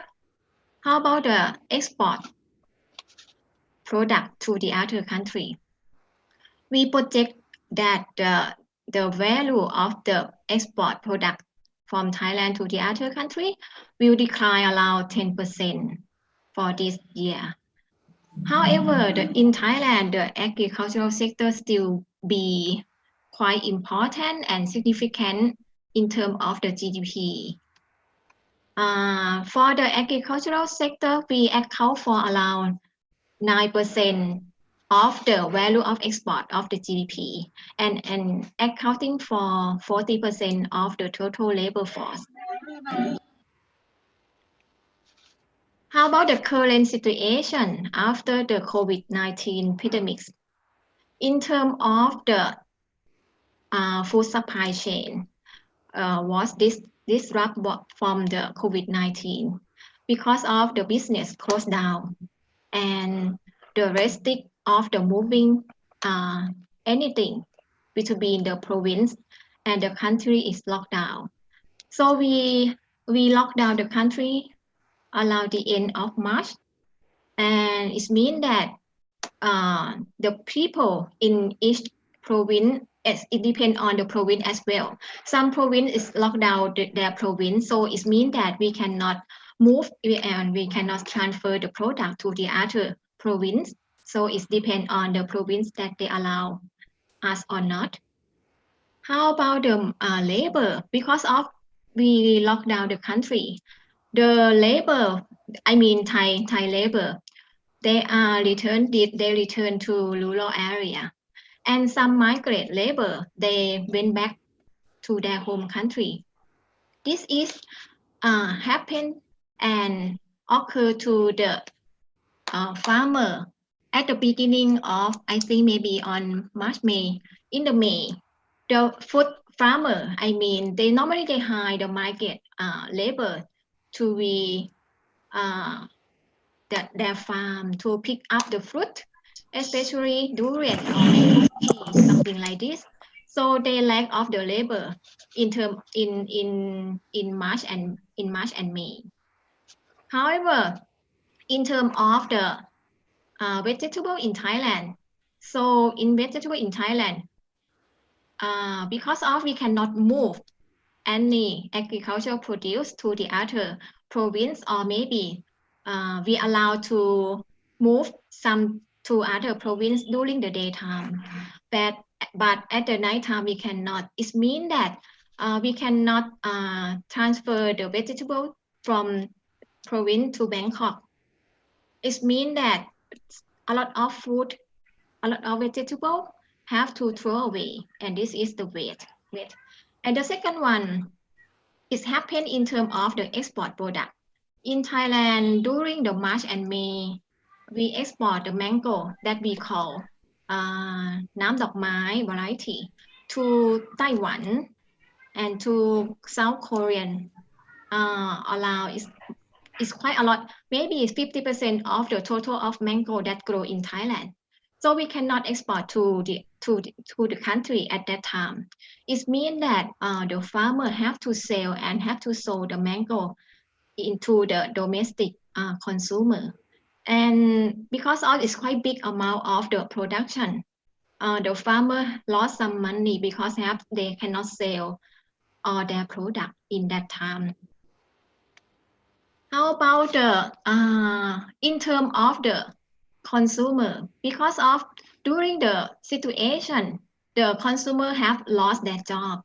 It means that the income that they have is not enough, or they have to keep for their life. It means that the income earning opportunity that the people want to spend, they have to be careful. The behavior of the consumer have changed because of they have to they cannot go to the shop. They have to maybe order the food or maybe order the vegetable from the delivery, something like that, and they have to cook at home like other country. So this is they change their behavior, because when they cook at home, it means that they have to select the ingredient by themselves. They change their behavior to concentrate in the healthy food more than the previously. How about the future perspective?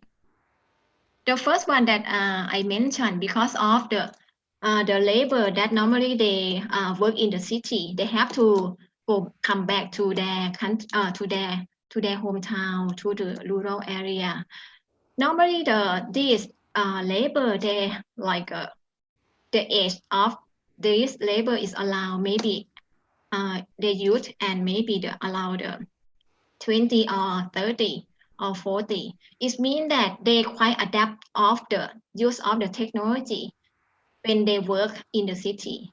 But when they go back, it's quite good for the agricultural sector, because if they come to do the farm, or maybe they work on the farm, they might get familiar with the high technology that we have to use in the future.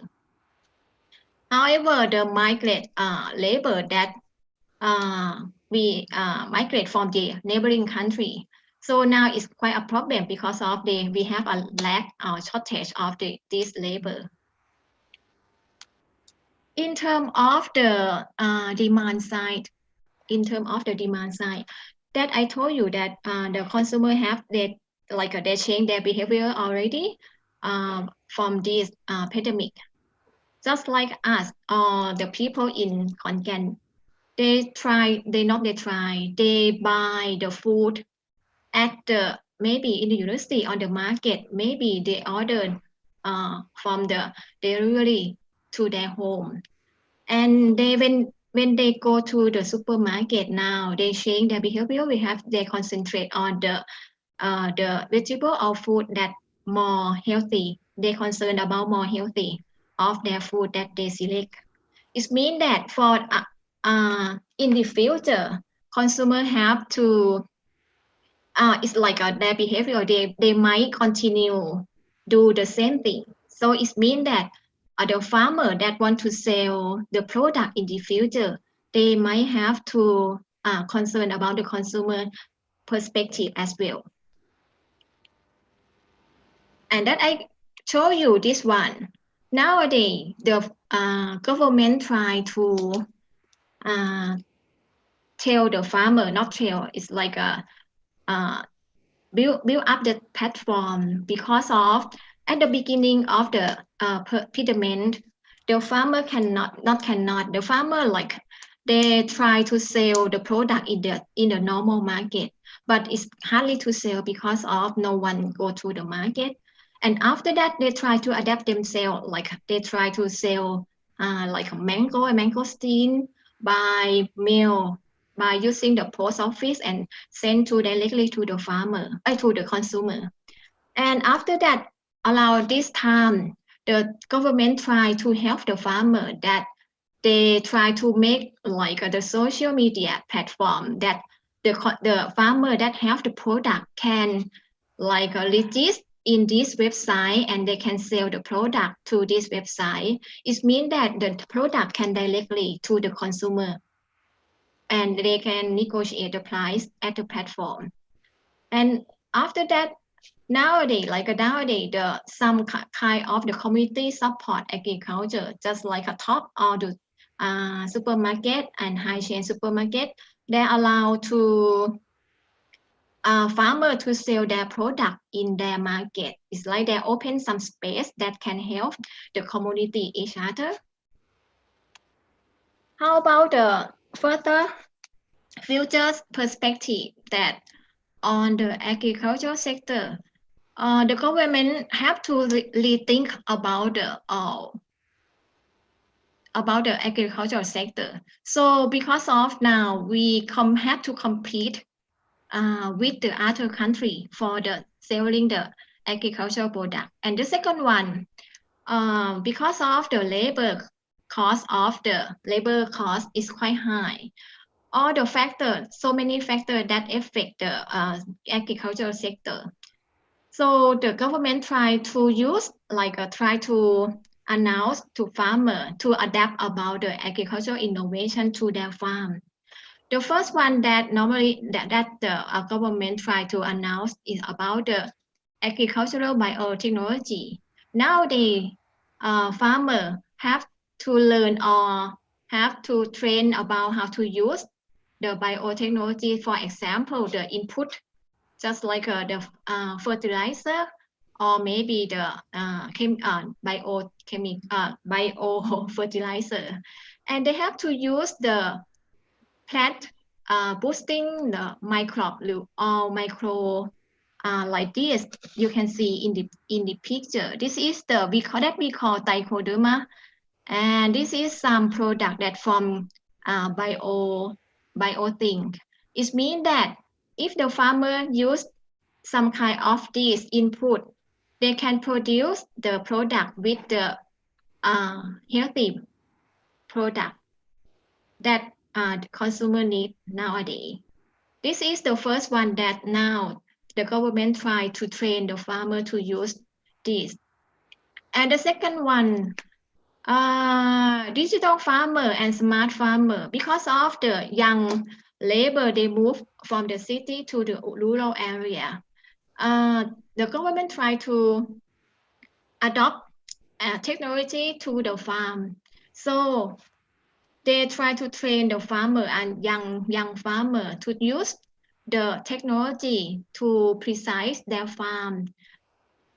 For example, they can adapt the drone or maybe about the soil moisture measurement.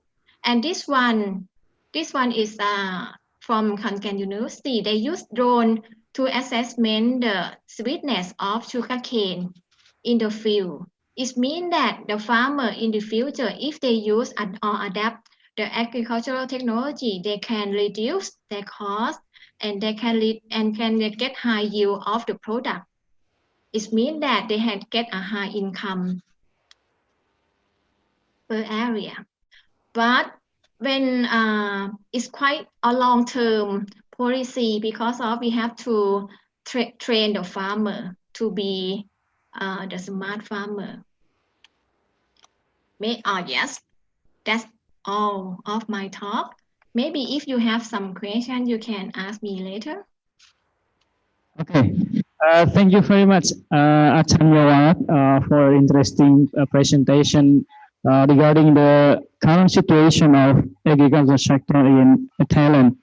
If I can highlight some of the points from Dr. Yaowarat, that mostly Thailand, even the share of GDP, agriculture to GDP is quite small, no more than 10%. However, the share of employment is quite high.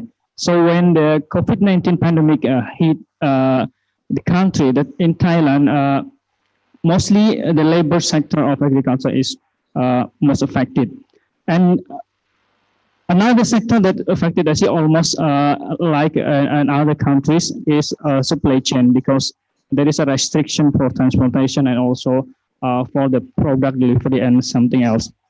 And about the future, I think it is interesting that there is a demand for skilled labor for agriculture innovation, and also about the healthy product. We know that Thailand is very well known for the agriculture product, and in Indonesia, we are very recognize the product, agriculture product from Thailand, and also about the biotechnology and also diversifying the sales channel. Actually, this issue is not quite news, but because of the pandemic, the innovation we are being pressured to sooner implement the innovation and also like precision agriculture. Okay, thank you, Dr. Yaowarat. And before we move to the question and answer session, the last but not least speaker is Dr. Zuhud Rozaki from Department of Agribusiness, Universitas Muhammadiyah, Yogyakarta. He is graduated from Universiti, Japan, and I think he will share about the current situation of agriculture in Indonesia. Dr. Zaki, please.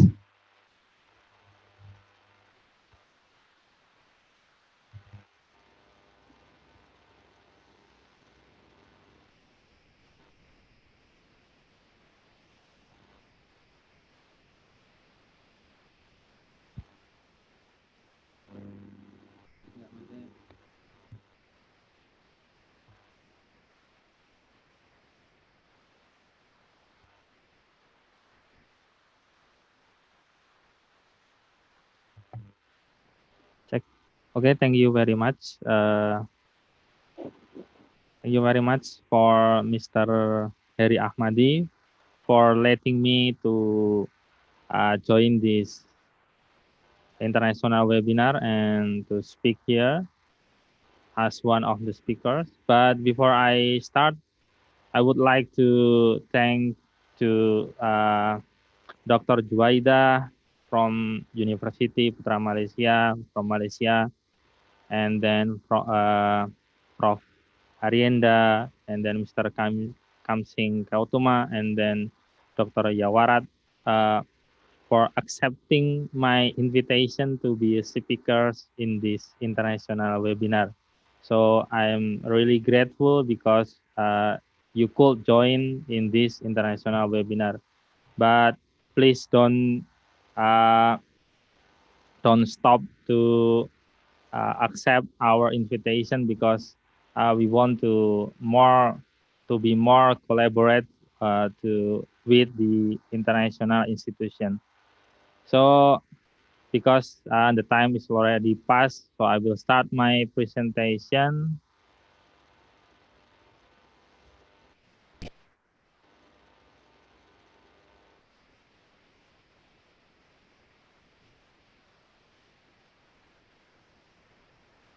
So in this international webinar, I would like to take the topic about COVID-19 agriculture and food security in Indonesia. Actually, this title is come from my review paper that I already written and then submitted in the international journal. I hope that my paper can be accepted.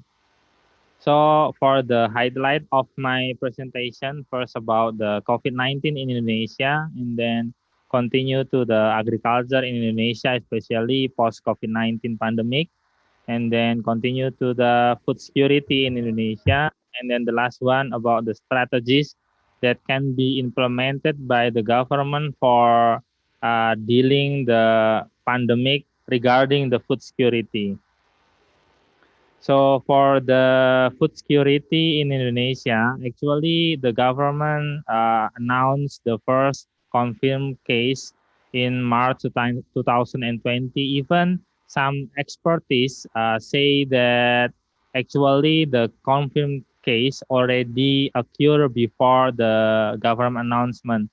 But the first stage of government announcement regarding the first confirmed case of this COVID-19 virus, uh, government tried to little bit close the data. So the government doesn't open the data for public, but after a couple time, government become better and then open the data for the public. The data can be accessed through the COVID-19.go.id. So you can check the distribution of the COVID-19 confirmed case and then the death number and then the recovered number and etc. And then to handle this COVID-19 pandemic, the government, Indonesian government also formed the coronavirus disease response acceleration task force by issuing President Decree number 7 2020. And then this task force, I think already done many good deeds regarding to counter the spread of this virus. Actually, Indonesia, some countries are applying lockdown to stop or to manage the spread of the virus, like in Italy and then Germany and in China. In some part of the China, they are applying the lockdown. But for the developing countries as Indonesia, the government cannot sacrifice the economic condition to stop the spread of the virus. The government choose to like the partial lockdown. In Indonesia, we call it PSBB. PSBB means the large scale social restriction. In this PSBB, government local government, I mean, not all in the nationwide, but only some local governments, such as in the East Java, and then in Jakarta and some other regions applied this measurement. This measurement including closing the school and then limiting the human interaction, and then close the mall and some public area. So Indonesia prefer to keep the economic moving, economic operating, rather than they apply the lockdown, because the lockdown effect to the economic is quite big. Indonesia cannot accept the big hit from the lockdown implementation. And then for the COVID-19 infection actually depend on the individual condition, individual health characteristics such as habits, immune system, age, and sex. But the health support facilities also important in the country. And in Indonesia, we can see in this table in the slide that the hospital and ventilator facilities in Indonesia are still centered in Java.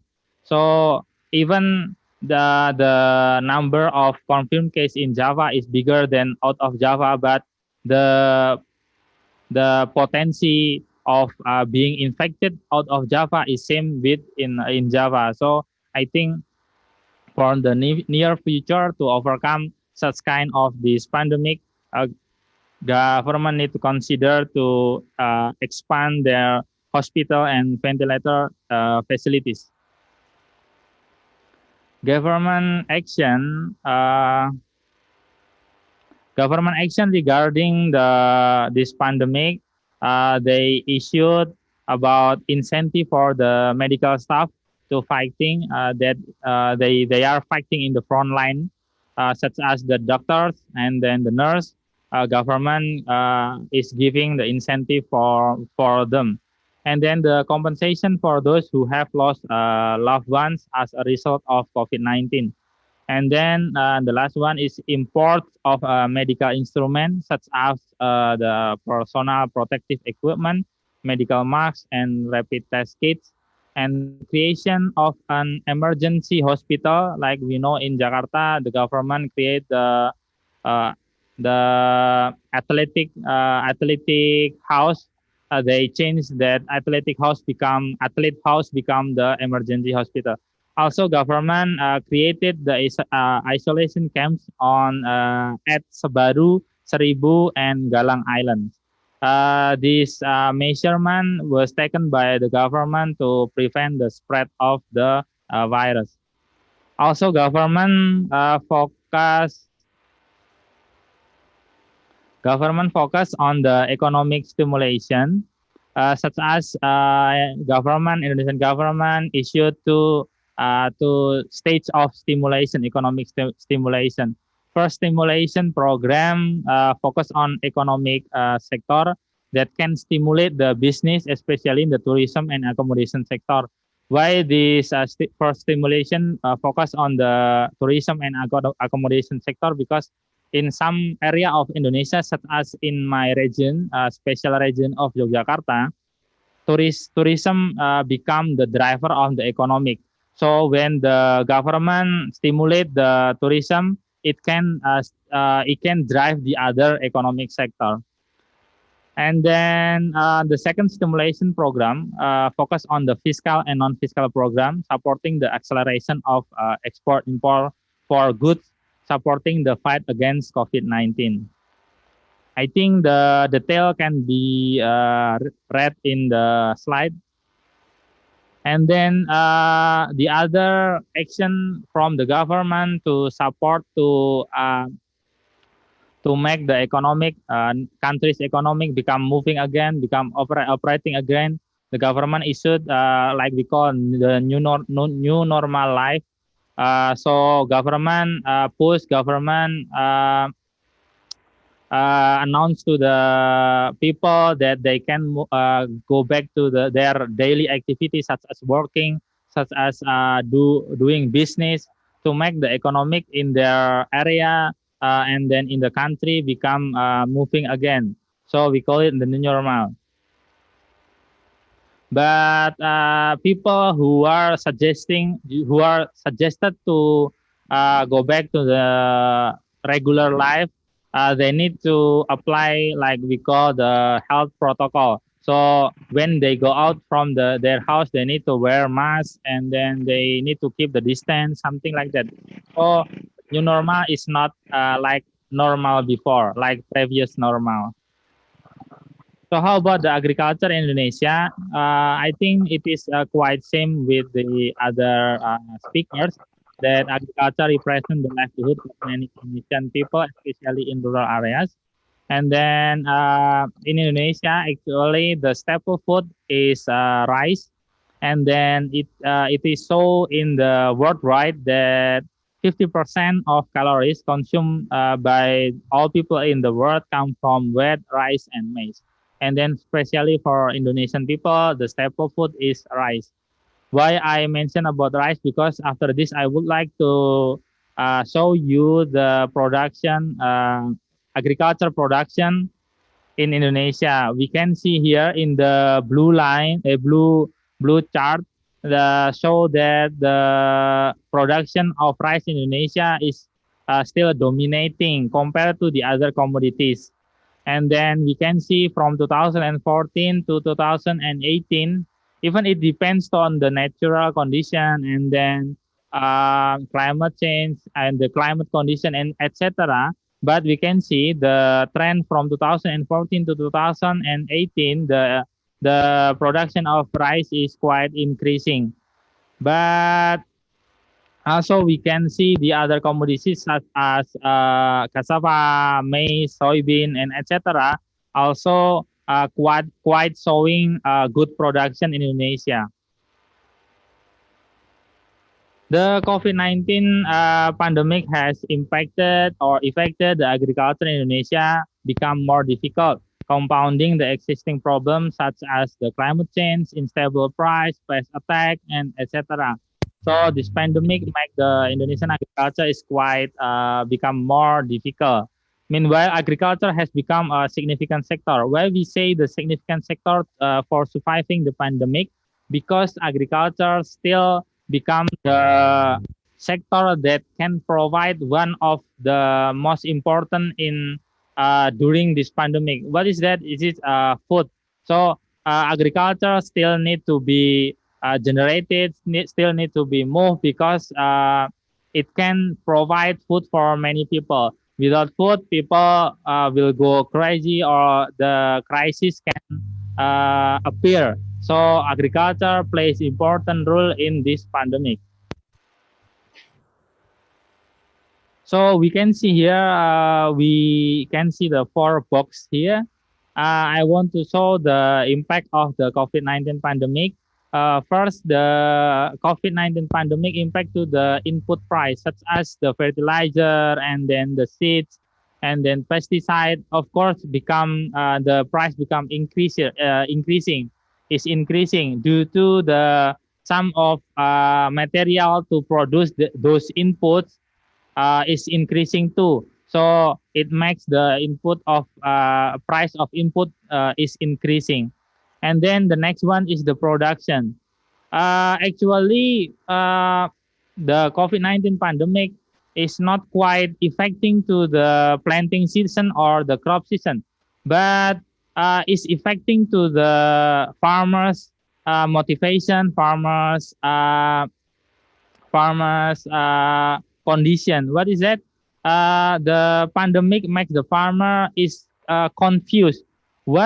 Which crop that better to be planted in the next season, because when they choose the wrong crop, they will not, they cannot sell in the next season, because during this pandemic, such as in special region of Yogyakarta, we are facing the price of chili was decreased drastically. maybe 5 times decrease or maybe 10 times decrease compared to the normal price. It is due to the pandemic condition. So the farmers become confused here. If the farmers continue to be confused, the farmers will not get to back to the production. So the production can get to be affected by this pandemic. So also the other issue regarding the impact of COVID-19 to farmers is the farmers' health, because farmers are working in the field. They're quite not aware about the wearing masks or keeping clean and something like that. So the farmers' health also become issue.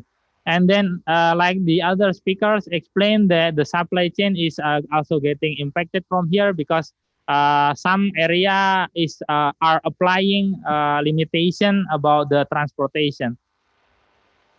Government action regarding the agriculture, it is come from the Ministry of Agriculture. First, providing enough food for all people, and then accelerating strategic community exports, and then educating farmers to prevent the spread of COVID-19, optimizing local food, logistic, infrastructure, and e-market. Because the pandemic occur, and then this is time that make many people realize that relying on the local food is very important, especially in this kind of disaster, in this kind of pandemic.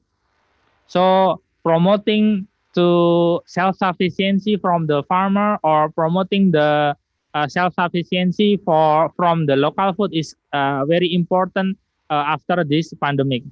And then the last one is labor-intensive program for the developing agriculture, including direct access to cash fund, especially for those farmers who maybe cannot access the cash fund. And then we continue to the food security. Food security consists of accessibility, availability, and utilization. Actually, some part of this food security are getting impacted by the COVID-19 pandemic. For the example, food price hikes occur in some area. It is due to the limitation of some transportation. So it makes the food price increase. And then supply chain, same. It get impacted by the pandemic. The agriculture production, like I mentioned before, the import for the availability to provide the food availability in specified countries. Sometimes they import the food to provide the people needs. So relying on import is too risky for the food security, future food security. Why? Because when this kind of pandemic happen, and then the country that we usually import the product close their border, so we cannot import anymore. So it is better to rely on our own local foods. For the utilization, the pandemic impact to the people to lost their job, and then it makes the poverty, make people more vulnerable in nutrient food consumption. If we see in this pie chart, we see that in Indonesia, based on the Food Security Bureau of actually some area still in the priority 2. So it makes that some area the food security in Indonesia is uneven. So the distribution is not same. Some area may be surplus in their food availability, but in some area they are not surplus. There are a shortage of food availability. Regarding the import, Indonesia still import especially for two kinds of food commodities. First is rice, and second is soybean. Rice, actually, the production, like the previous chart, they show that the production of rice quite increasing, but actually this production based on the government, it is not enough to provide the food and to make the stock. So government to make the food availability is in security. They also stocking the food, yeah, from local food production and also from imported foods. So, and then for the soybean, why the government import the soybean? Because the demand of soybean in Indonesia about 2.2 million tons per year, and then the domestic production is less than 1 million tons per year. Why? Because consuming soybean in Indonesia is very popular. It is become the culture. Why? Because Indonesian people usually consuming tahu or tempe. It is quite high in nutrient. Yeah, so people and cheap. So people consuming soybean very much. So regarding food price, I try to collect the data from the government, actually from Bank of Indonesia. They show this kind of the data. Actually, in some areas of Indonesia, the rice price is not quite get impacted by the pandemic. So the rice price is quite flat, not increase and not decrease. But in some area, the rice price is quite increasing, maybe due to their area is not producing enough food, and then they need to import from the other area, when the other area maybe is a little bit limited in their transportation. And then this one is the last slide that I want to show you, that based on the paper review that I have done. So for handling the food security in Indonesia, there are two kind of strategies. First is the emergency strategies, and then the second one is the long-term strategies. For the emergency strategies, first, for the price, the government needs to control the food price, and then for the supply chain, regulating the food distribution during the PSBB is important. And then the long-term strategies, optimizing the Bulog. Bulog is the agent bureau in Indonesia that ruling in the food stability or food stock, and then making the supply chain more effective. I think the other material or the other strategies we can share to you after the international webinar. This international webinar is finished. I think for me is enough. I will give back. Okay, thank you. Thank you very much for Mr. Dr. Zaki for the quite clear explanation about the current situation of agriculture in Indonesia. And let's move to the next session, is the last session of the question and answer. Fortunately, we got a lot of questions here. In my notes, there are 15 questions. The first is maybe I will give to Mr. Khamsing. There is a question from Professor Dijono from UKM. Do the increased price can be mean there is a decreasing in product? The second question from Ashari, Ministry of Agriculture.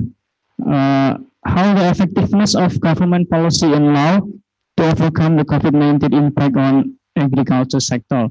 And the third question is from Francisca from Udayana University. Is Laos doing urban farming like in Malaysia and Philippines? And how Laos solve the negative impact of agriculture? That's the first three questions for Mr. Khamsing. The next will be to Dr. Yaowarat, but I would like to give Mr. Khamsing to answer those questions. Okay, thank you very much for the question. For the first question about the policy effectiveness of the government to overcome the COVID pandemic in agriculture sector, in my opinion, insofar, I think, fortunately in Laos, PDRs, we have very short time of COVID-19 pandemic. I mean, seriously, that is not for long. So in terms of the agriculture, especially for the export the product to the neighboring country, like to China country. So it's not affect negatively because just only the short time. And for the product that they export, mostly is not the fresh product like vegetable and other garden product, but only like cardamom, yeah, and coffee and so on. So in terms of the agriculture sector, like the family, I mean the farmer who produce agriculture product. So in terms of this group, also have the solution or the help from the organization that related to agriculture, that they also find the market, especially the local market, to transport for their product. Yeah. And another level is the family, because the fry of the product and it's quite expensive in somehow, and difficult. It's not mean expensive, because it's quite difficult. I mean, during the short time of the COVID-19 pandemic, and difficult to access market, because we also have the lockdown, not allow the people to travel, and they allow only the one family for one person for family to go to the market and to buy at a time. So it's quite a big issue for the people that to get the food from the market. But they also advise to grow, like I mentioned before, that to grow home garden, to make the home garden to produce the vegetable for their household consumption. And that's why for the deeply about the policy of the government, I cannot to explain them more detail about the what else about the details of the policy. That I just have to explain on my opinion and what I obtained from the real situation, that and also the villagers we we have known and we have implemented based on the regulation on the COVID-19 pandemic. Yeah. And from that the government, and I think so far the problem of the COVID-19 that affect to agriculture is not the big problem for the long term. I mean, because nowadays the border checkpoint also allow to transport to the another country, and also the villagers we can travel and to the province, so province to province or district to district, so the product can travel to the market, especially for the local market, and to export some to a neighboring country. And I think that is for my answer for the first question, what the effectiveness of the government, that what they have done, that on my opinion. And for the second question, that about when the price of the product have increases, so it means the product also increase as well or not. So in terms of when the price go up, I'm not sure that my answer will respond your question or not. So in my opinion, I think when the price gone up, so it means the product we have the limited to export to somehow to the external market and also local market during the COVID-19 pandemic. So it's not increased too much, and in my opinion. Why is it? Because the price increased because the difficulty of transport and also difficulty of to get the product from the producer. So and some the household and I mean the local people, they also grow for their household consume within their family. So it's not too much that they depend on the market. And that is for the second question. But the last question, I'm not sure. Could you guide me about the last question? Do you mean the question about urban farming? Pardon? It's a question about doing urban farming in Laos and how Laos solve the negative impact on agriculture sector. Any urban farming trend in Laos during the pandemic? About the farming, you mean? Yeah, urban farming. Urban farming. Well, actually, in general, I mean, totally, it's not too much of effective to the urban farming because the local the local people mostly they do the urban farming in the countryside. So and for them they do agriculture for season. I mean agriculture season, especially like cardamom. So 1 year they harvested. They 1 year for one harvesting. So and also another crop like the coffee and also this is not probable. Okay. Thank you, Dr. Mr. Khamsing, for the first session of the question from the participant. I would like to move to the question for Dr. Yaowarat. Dr. Yaowarat, are you with me? Yes. Okay. There is 8 questions. I will, for the first session is I will ask you to answer first question. The first is from Tri Hastini from Jabal. She asks about, is there any subsidized or additional assistance from the government to farmer during COVID-19?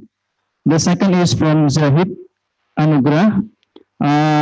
How about traditional market in Thailand that sell agricultural product? Is there any decreasing profit for the seller in the traditional market? And how they manage if there is a product that expired or rotten?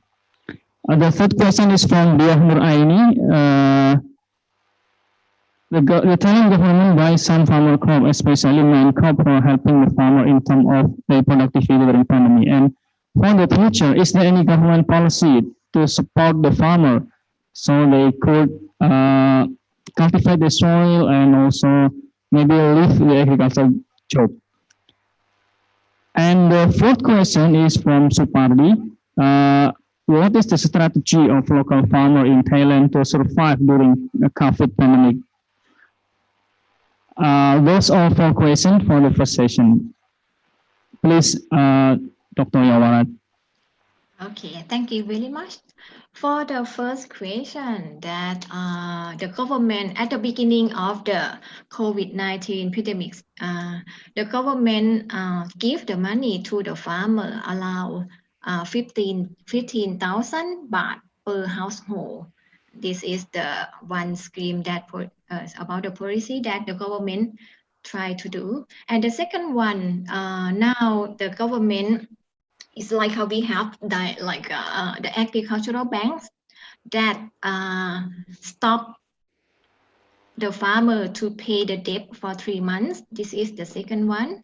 And the other policy that government try to help the farmer is like government try to give the policy that bring up the teacher or the teacher in the university go to the village and train the farmer to do about the smart farming and to try to sell the product to the online market, something like this. This is for the first question.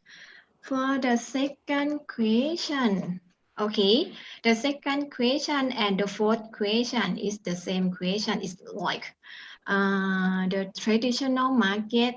Okay, how about the farmer that they can sell the product to their market or not? And how about their food or their product if they cannot sell, something like this?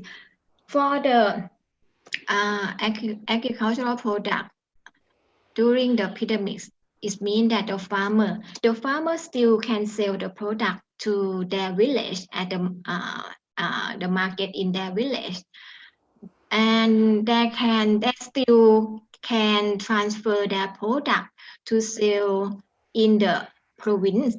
Because of B2B in the village and the province in the same province, we can allow to transportation. It means that the farmer can sell the product to the consumer in the province, something like this. But the farmer cannot transfer the product to the outer province or to Bangkok at that time. It means that the farmer have adjust themselves to.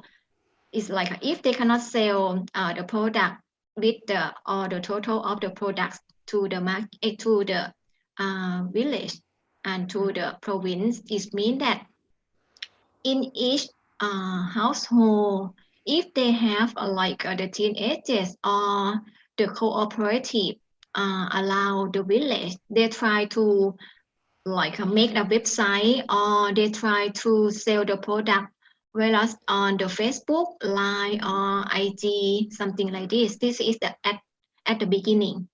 And after that, the private sector and the government sector try to make a website that the farmer can sell the product, whereas the website, this is that the government try to do, and the farmer have to help by themselves and try to find the variety of the marketing channel to try to sell their product. If they cannot sell the product, it means that they have to throw away some they produce, or maybe they have to process their produce and make can keep it longer and sell to the product as well. For the third question, the main crop for helping the farmer in terms of their productivity during the epidemic, and for the future, there are any government policy to support farmer cultivate the soil? Yes, this is that I mentioned. The government try to, first one, give the money. The second one try to train the farmer. It means that try to give the knowledge and new technology to the farmer, that the farmer can adapt themselves to produce the agriculture in the future with the quality of the product, and then can get a high yield of the product. It means that they can get a high profit in the future. This is the quite long run scheme for the government. For the I think the first 4 questions is enough. Maybe we will move until the second session. Okay. Yep. Okay. Thank you very much, Dr. Yaowarat. This is an interesting information from Thailand, that the farmer in Thailand gives aid for around 15,000 per month. Yeah. From the government. Per household. Yeah, per household. Okay, per household. It's quite enough amount of money to survive during a pandemic. Maybe Indonesian government could learn from this policy and can give to the farmer like a fund to survive during the pandemic. Okay, the next for Dr. Zaki, we have also 3 questions. The first is from Ashari. Ashari, is there any protocol of or SOP, standard operating procedure for agriculture practice, especially for farmer during pandemic, for protecting farmer from pandemic? The second is from Pak Hatta Jamil. I think he also asked to another speaker. It's about the agriculture sector in pressure of COVID-19 situation and giving impact to farmer. Many price agriculture product. How to protect farmer and increase farmer income? And the third question is from Indah from Kaen. How to control food price? Do government need to import? There are some strategy for farmer that they must do. Okay, please, Dr. Zagi. Thank you very much for Mr. Heri for letting me to answer the question from Mr. Ashari, Mr. Hatta Jamil, and Ms. Indah. First, from the Mr. Ashari, is there any SOP or standard operating procedure to protect the agriculture farmers to be not infected by this virus? Actually, in the field, I think it is quite difficult to apply the SOP for the farmers because working in the field in the agriculture is quite hard. But from the field extension advisor in Indonesia, I think they have already tried to educate the farmer in order to they can keep clean, and then they need to wear masks whether they go out to work or to go something. But while working, I think wearing masks is quite difficult and quite dangerous because they are working hard, yeah, by working hard and give power there. If their breath is difficult, it is quite dangerous for them because in some cases in Indonesia, I heard that some the bicycle men they are dead due to when they are riding the bicycle they are wearing masks, so they cannot breathe properly. So maybe for the educating to keep clean and then wearing masks whether they can, I think it is a good idea. And then for the question from Pak Hatta Jamil, how to protect the farmers farming and then increase the farmers' income. I think it is the time to farmer or to the stakeholders to think how the farmers' product, not only the raw product. I mean, when they harvest their commodity product and then they sell it directly, not that kind of pattern. But start from now, due to this pandemic, I think many people think how they can produce their product not finished in the raw material, but how they can diversify their product in order to their product can stay longer. For example, when the chili farmer, they cannot sell their chili, maybe they can produce like dry chili, and then maybe they can produce like in Indonesia, we call it sambal, something like that. So they can keep their product in a long period. If they cannot sell it today, they can sell it tomorrow, something like that. And then for Bu Enda, how we can protect the food price while meanwhile government importing food. So government such as the agency or bureau to protect the food security, we call it in Indonesia is Bulog or logistic bureau in Indonesia. They can play a big role here. So when the harvest time comes, this bureau can try to hold their stock, not to sell in the market in order to can keep the price in the field. Or maybe the government can issue the regulation how the market can create or fix the price or the highest and the lower price of the product. So the seller cannot sell the or cannot buy the product too cheap and then cannot sell the product too expensive. I think that's all, Mr. Heri. Thank you very much.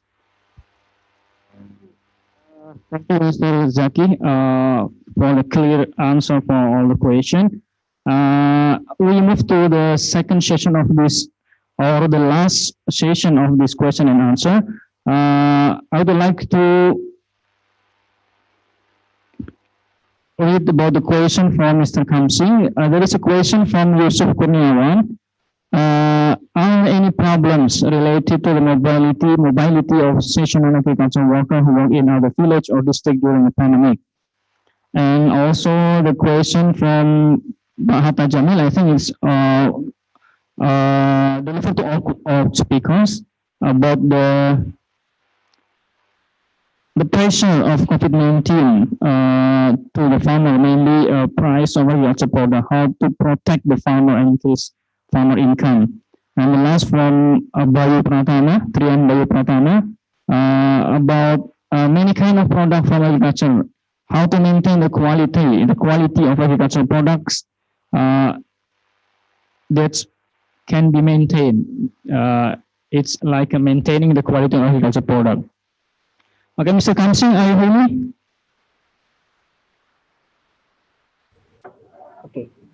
Okay, thank you. But okay, pardon, could you read again, because I'm, here not be clear. Okay. The first question is from Yusuf Kurniawan.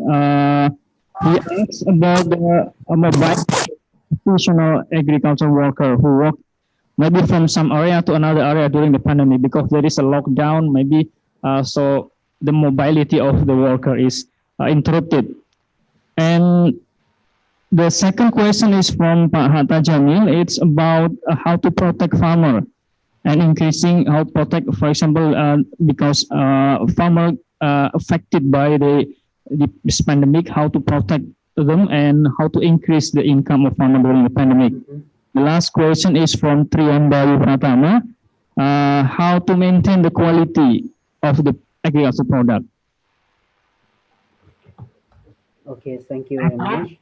Got three questions here. I think it's very, significant point that we have to attention, especially for the worker who work in the agriculture sector, and when they have, lockdown, so they can move and to work. And in terms of this, actually in Laos, we have a lot of we have a lot of the worker who work in agriculture sector, and like I mentioned before, that in Laos fortunately that we have very quite short time of the lockdown or the serious of the COVID-19 pandemic, so the people they cannot travel. They're not allowed to travel. Maybe it's approximately 3 months or something. And then this group of people, they back to their home, mostly the group they back to the hometown and to do agriculture with their family. And some they work is nearby their village, but not they cannot allow to move to another city or another province at this, but they still can increase their or to earn their income by working with their family, like to grow the vegetable or to raise the livestock for selling in surround the village nearby them. But for the second question, how to increase the incomes, or how to protect the farmer who produce the agriculture. I think this is also very interesting and important. In terms of agriculture in Laos, we have several, several kind of product, especially the cash crop. Like, and there is a what we call like the garden vegetable. That's for the making the food or for the cooking. So in terms of this product, in during the COVID-19, it's quite difficult to to transport to the market sometimes because of lockdown.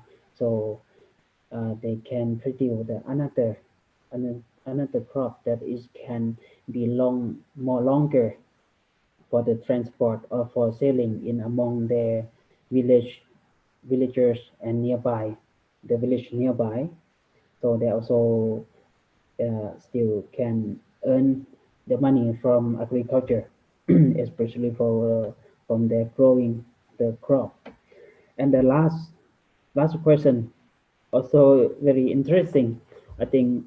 And for me, in my opinion, I think it's quite hard to answer with a clear, key point for the how to increase the the qualities of the product. But anyway, based on our agriculture, I mean, for Laos, the people totally they do agriculture based on the natural system. So we tried, in my opinion, I think only they avoid to use the chemical and avoid to use the herbicide that would be very good for the product, yeah, especially for the food crop. But in terms of the quality about the maybe including with the the how to say the number of the product, I mean, so we need the support, the technical support from the some organization related to agriculture sector, like agriculture department or something, or technical, or the NGO organization that they got the space expert to use some technology or to use some the knowledge to support and to train the villager. This is the one way that we can increase the quality of the product of our farmer. Thank you. Yes, thank you very much, Mr. Khamsing. And I would like to move to Dr. Yaowarat. We still have so many questions for you. The first is from Rahmi Dianita.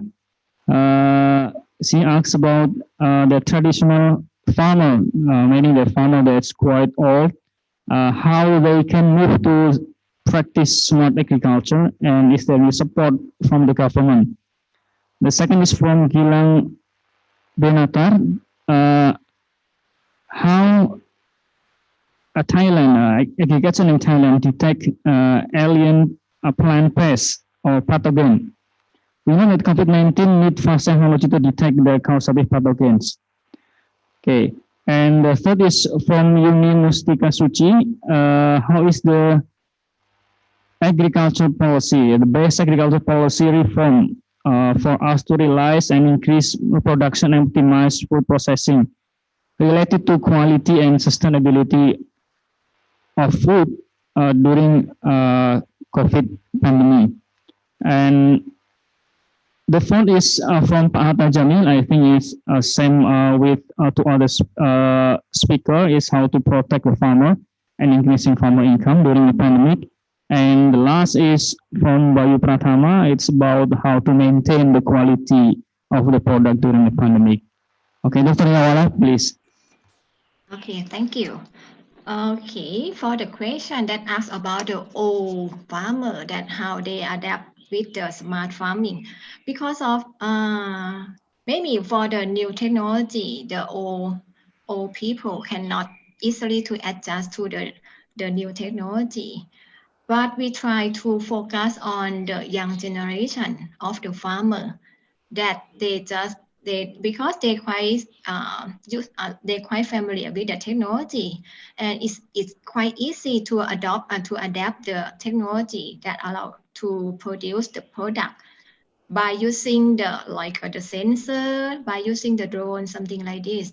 For the old people, maybe we just okay, we maybe we cannot cannot. We try to train them, but maybe sometimes it's quite hard for them for adapt for the new technology. But we focus on the young generation, that we maybe if they start to farm at the beginning and they have more experience, they can use their experience to produce their product with the high profitability, something like this. And the question that asked me about the technology, I think maybe about the biotechnology, something like this. I'm maybe in the detail, I don't know about the biotechnology. I just know that some private company that they try to build up the small and medium enterprise to do to focus on this thing. And I don't know for the advanced technology now that they have, but I just know about the some kind of the input or some kind of the factor that normally now the government try to transfer the farmer, transfer the farmer to use bio fertilizer and biochemical and insecticide, something like this. Yeah. For the last question about what I forgot. Maybe. How to protect farmer and increasing farmer income, and how about how to maintain the quality of The quality. Okay, for the quality of the product in terms of agricultural product, because now that I mentioned that consumer now they change a bit on their behavior. So it means that when they go to the market, maybe they have to select or search the product by themselves, and then they might want to see the trade or the standard that put on the product, that saying that the product is safe enough for them to eat or to consume. It means that the farmer, if they want to produce the product with a quality of the product, they have to educate themselves to use to use and not use chemical fertilizer, chemical pesticide. They can use the chemical fertilizer and pesticide, but they have the limit of time that they have to stop before they cultivate the product and sell to the market. This is in terms of the quality of the product inside. How about this inside? So it means that if the farmer, they try to produce step by step, and they can sell the product with the trademark or standard mark, something like this in the market or in the supermarket, they can get the high price. So it means that the farmer, if they can work together, just like in the cooperative, and they can exchange the knowledge and they can exchange the labor together, can build up the network of the quality of the product, and they can sell the product with a big amount to the supermarket. This can be another channel that can serve the quality of the product, and then can get the high price of the product. Yep. Already cover all the questions. Okay, thank you, Dr. Yaowarat. And the other question is maybe the question from University, how about the agriculture policy to reform and to realize an increasing production and optimize food processing related to quality and sustainable quality? Is there any policy from the government to? The policy from the government, the government just announce the standard and just try to educate the farmer to go to the standard. They didn't they give the money to the farmer to produce the good quality of the product, something like that. No, they just try to educate the farmer to have the skill to produce the good product, something like this. Okay, I think our question already answered. Okay, thank you very much, Dr. Yaowarat, and I would also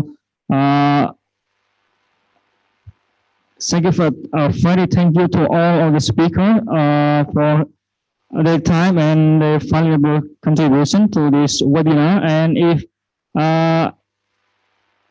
I can to highlight some of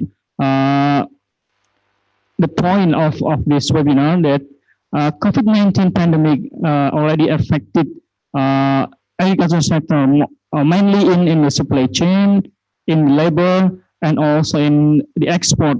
However, this pandemic also giving a future for agriculture, for example, the development of agri-innovation, the increasing trend of home farming, urban farming, and also increasing trend about the local food and diversifying sales channel, for example, like an online food delivery and etc.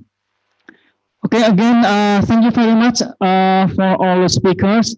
Dr. Juwaidah from Universiti Putra, Malaysia, Mr. Khamsing from National University of Laos, and then Professor Arrienda from the University of Philippines as Los Baños, and also for Dr. Yaowarat from the Khon University, and then for Dr. Zaki from UMY for giving a great contribution, sharing, and also maybe there is a perspective about the future of agriculture after the COVID-19 pandemic. We hope that sometimes we can share again about this topic, and maybe we can also develop another cooperation in research or something else. And also, ladies and gentlemen, I would also to thank you very much for all the participants who already joined this seminar from Zoom application and also from the YouTube Live. I hope you enjoy the program, and please let me close this webinar and have a safe life during this pandemic, and see you next time. Wassalamualaikum warahmatullahi wabarakatuh. Waalaikumsalam warahmatullahi wabarakatuh. Thank you so much for all the speakers, the participants, and the participants. Thank you so much for incredible discussion. So we got our last session, and hopefully all we have done today can be useful for us and everyone. So for all the participants, each certificate will be sent to your email as soon as possible. But due to huge number of participants, please be patient. And I'm Novia Lelatul Alia as Master of Ceremony, and all the committee from Department of Agribusiness, Universitas Muhammadiyah, Yogyakarta, would like to apologize if during this event there are things are not be pleasing, and we would like to say thank you so much for all the presenter and the participant, and see you on next event. Assalamualaikum warahmatullahi wabarakatuh. Waalaikumsalam warahmatullahi wabarakatuh.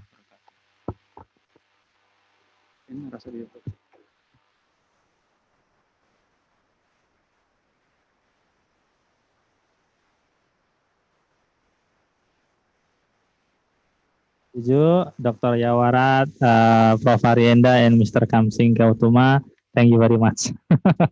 Thank you as well. Yeah, see you next time. See you. See you next time, next year. Thank you for all participants who already joined this international webinar too. Okay, if you have any other business, you can leave this meeting. Thank you very much. Thank you. Okay, thank you.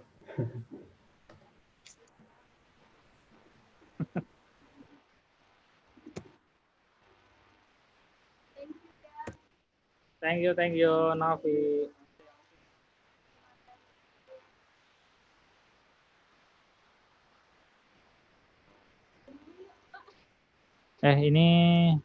Ini tak itu ya, tak close ya.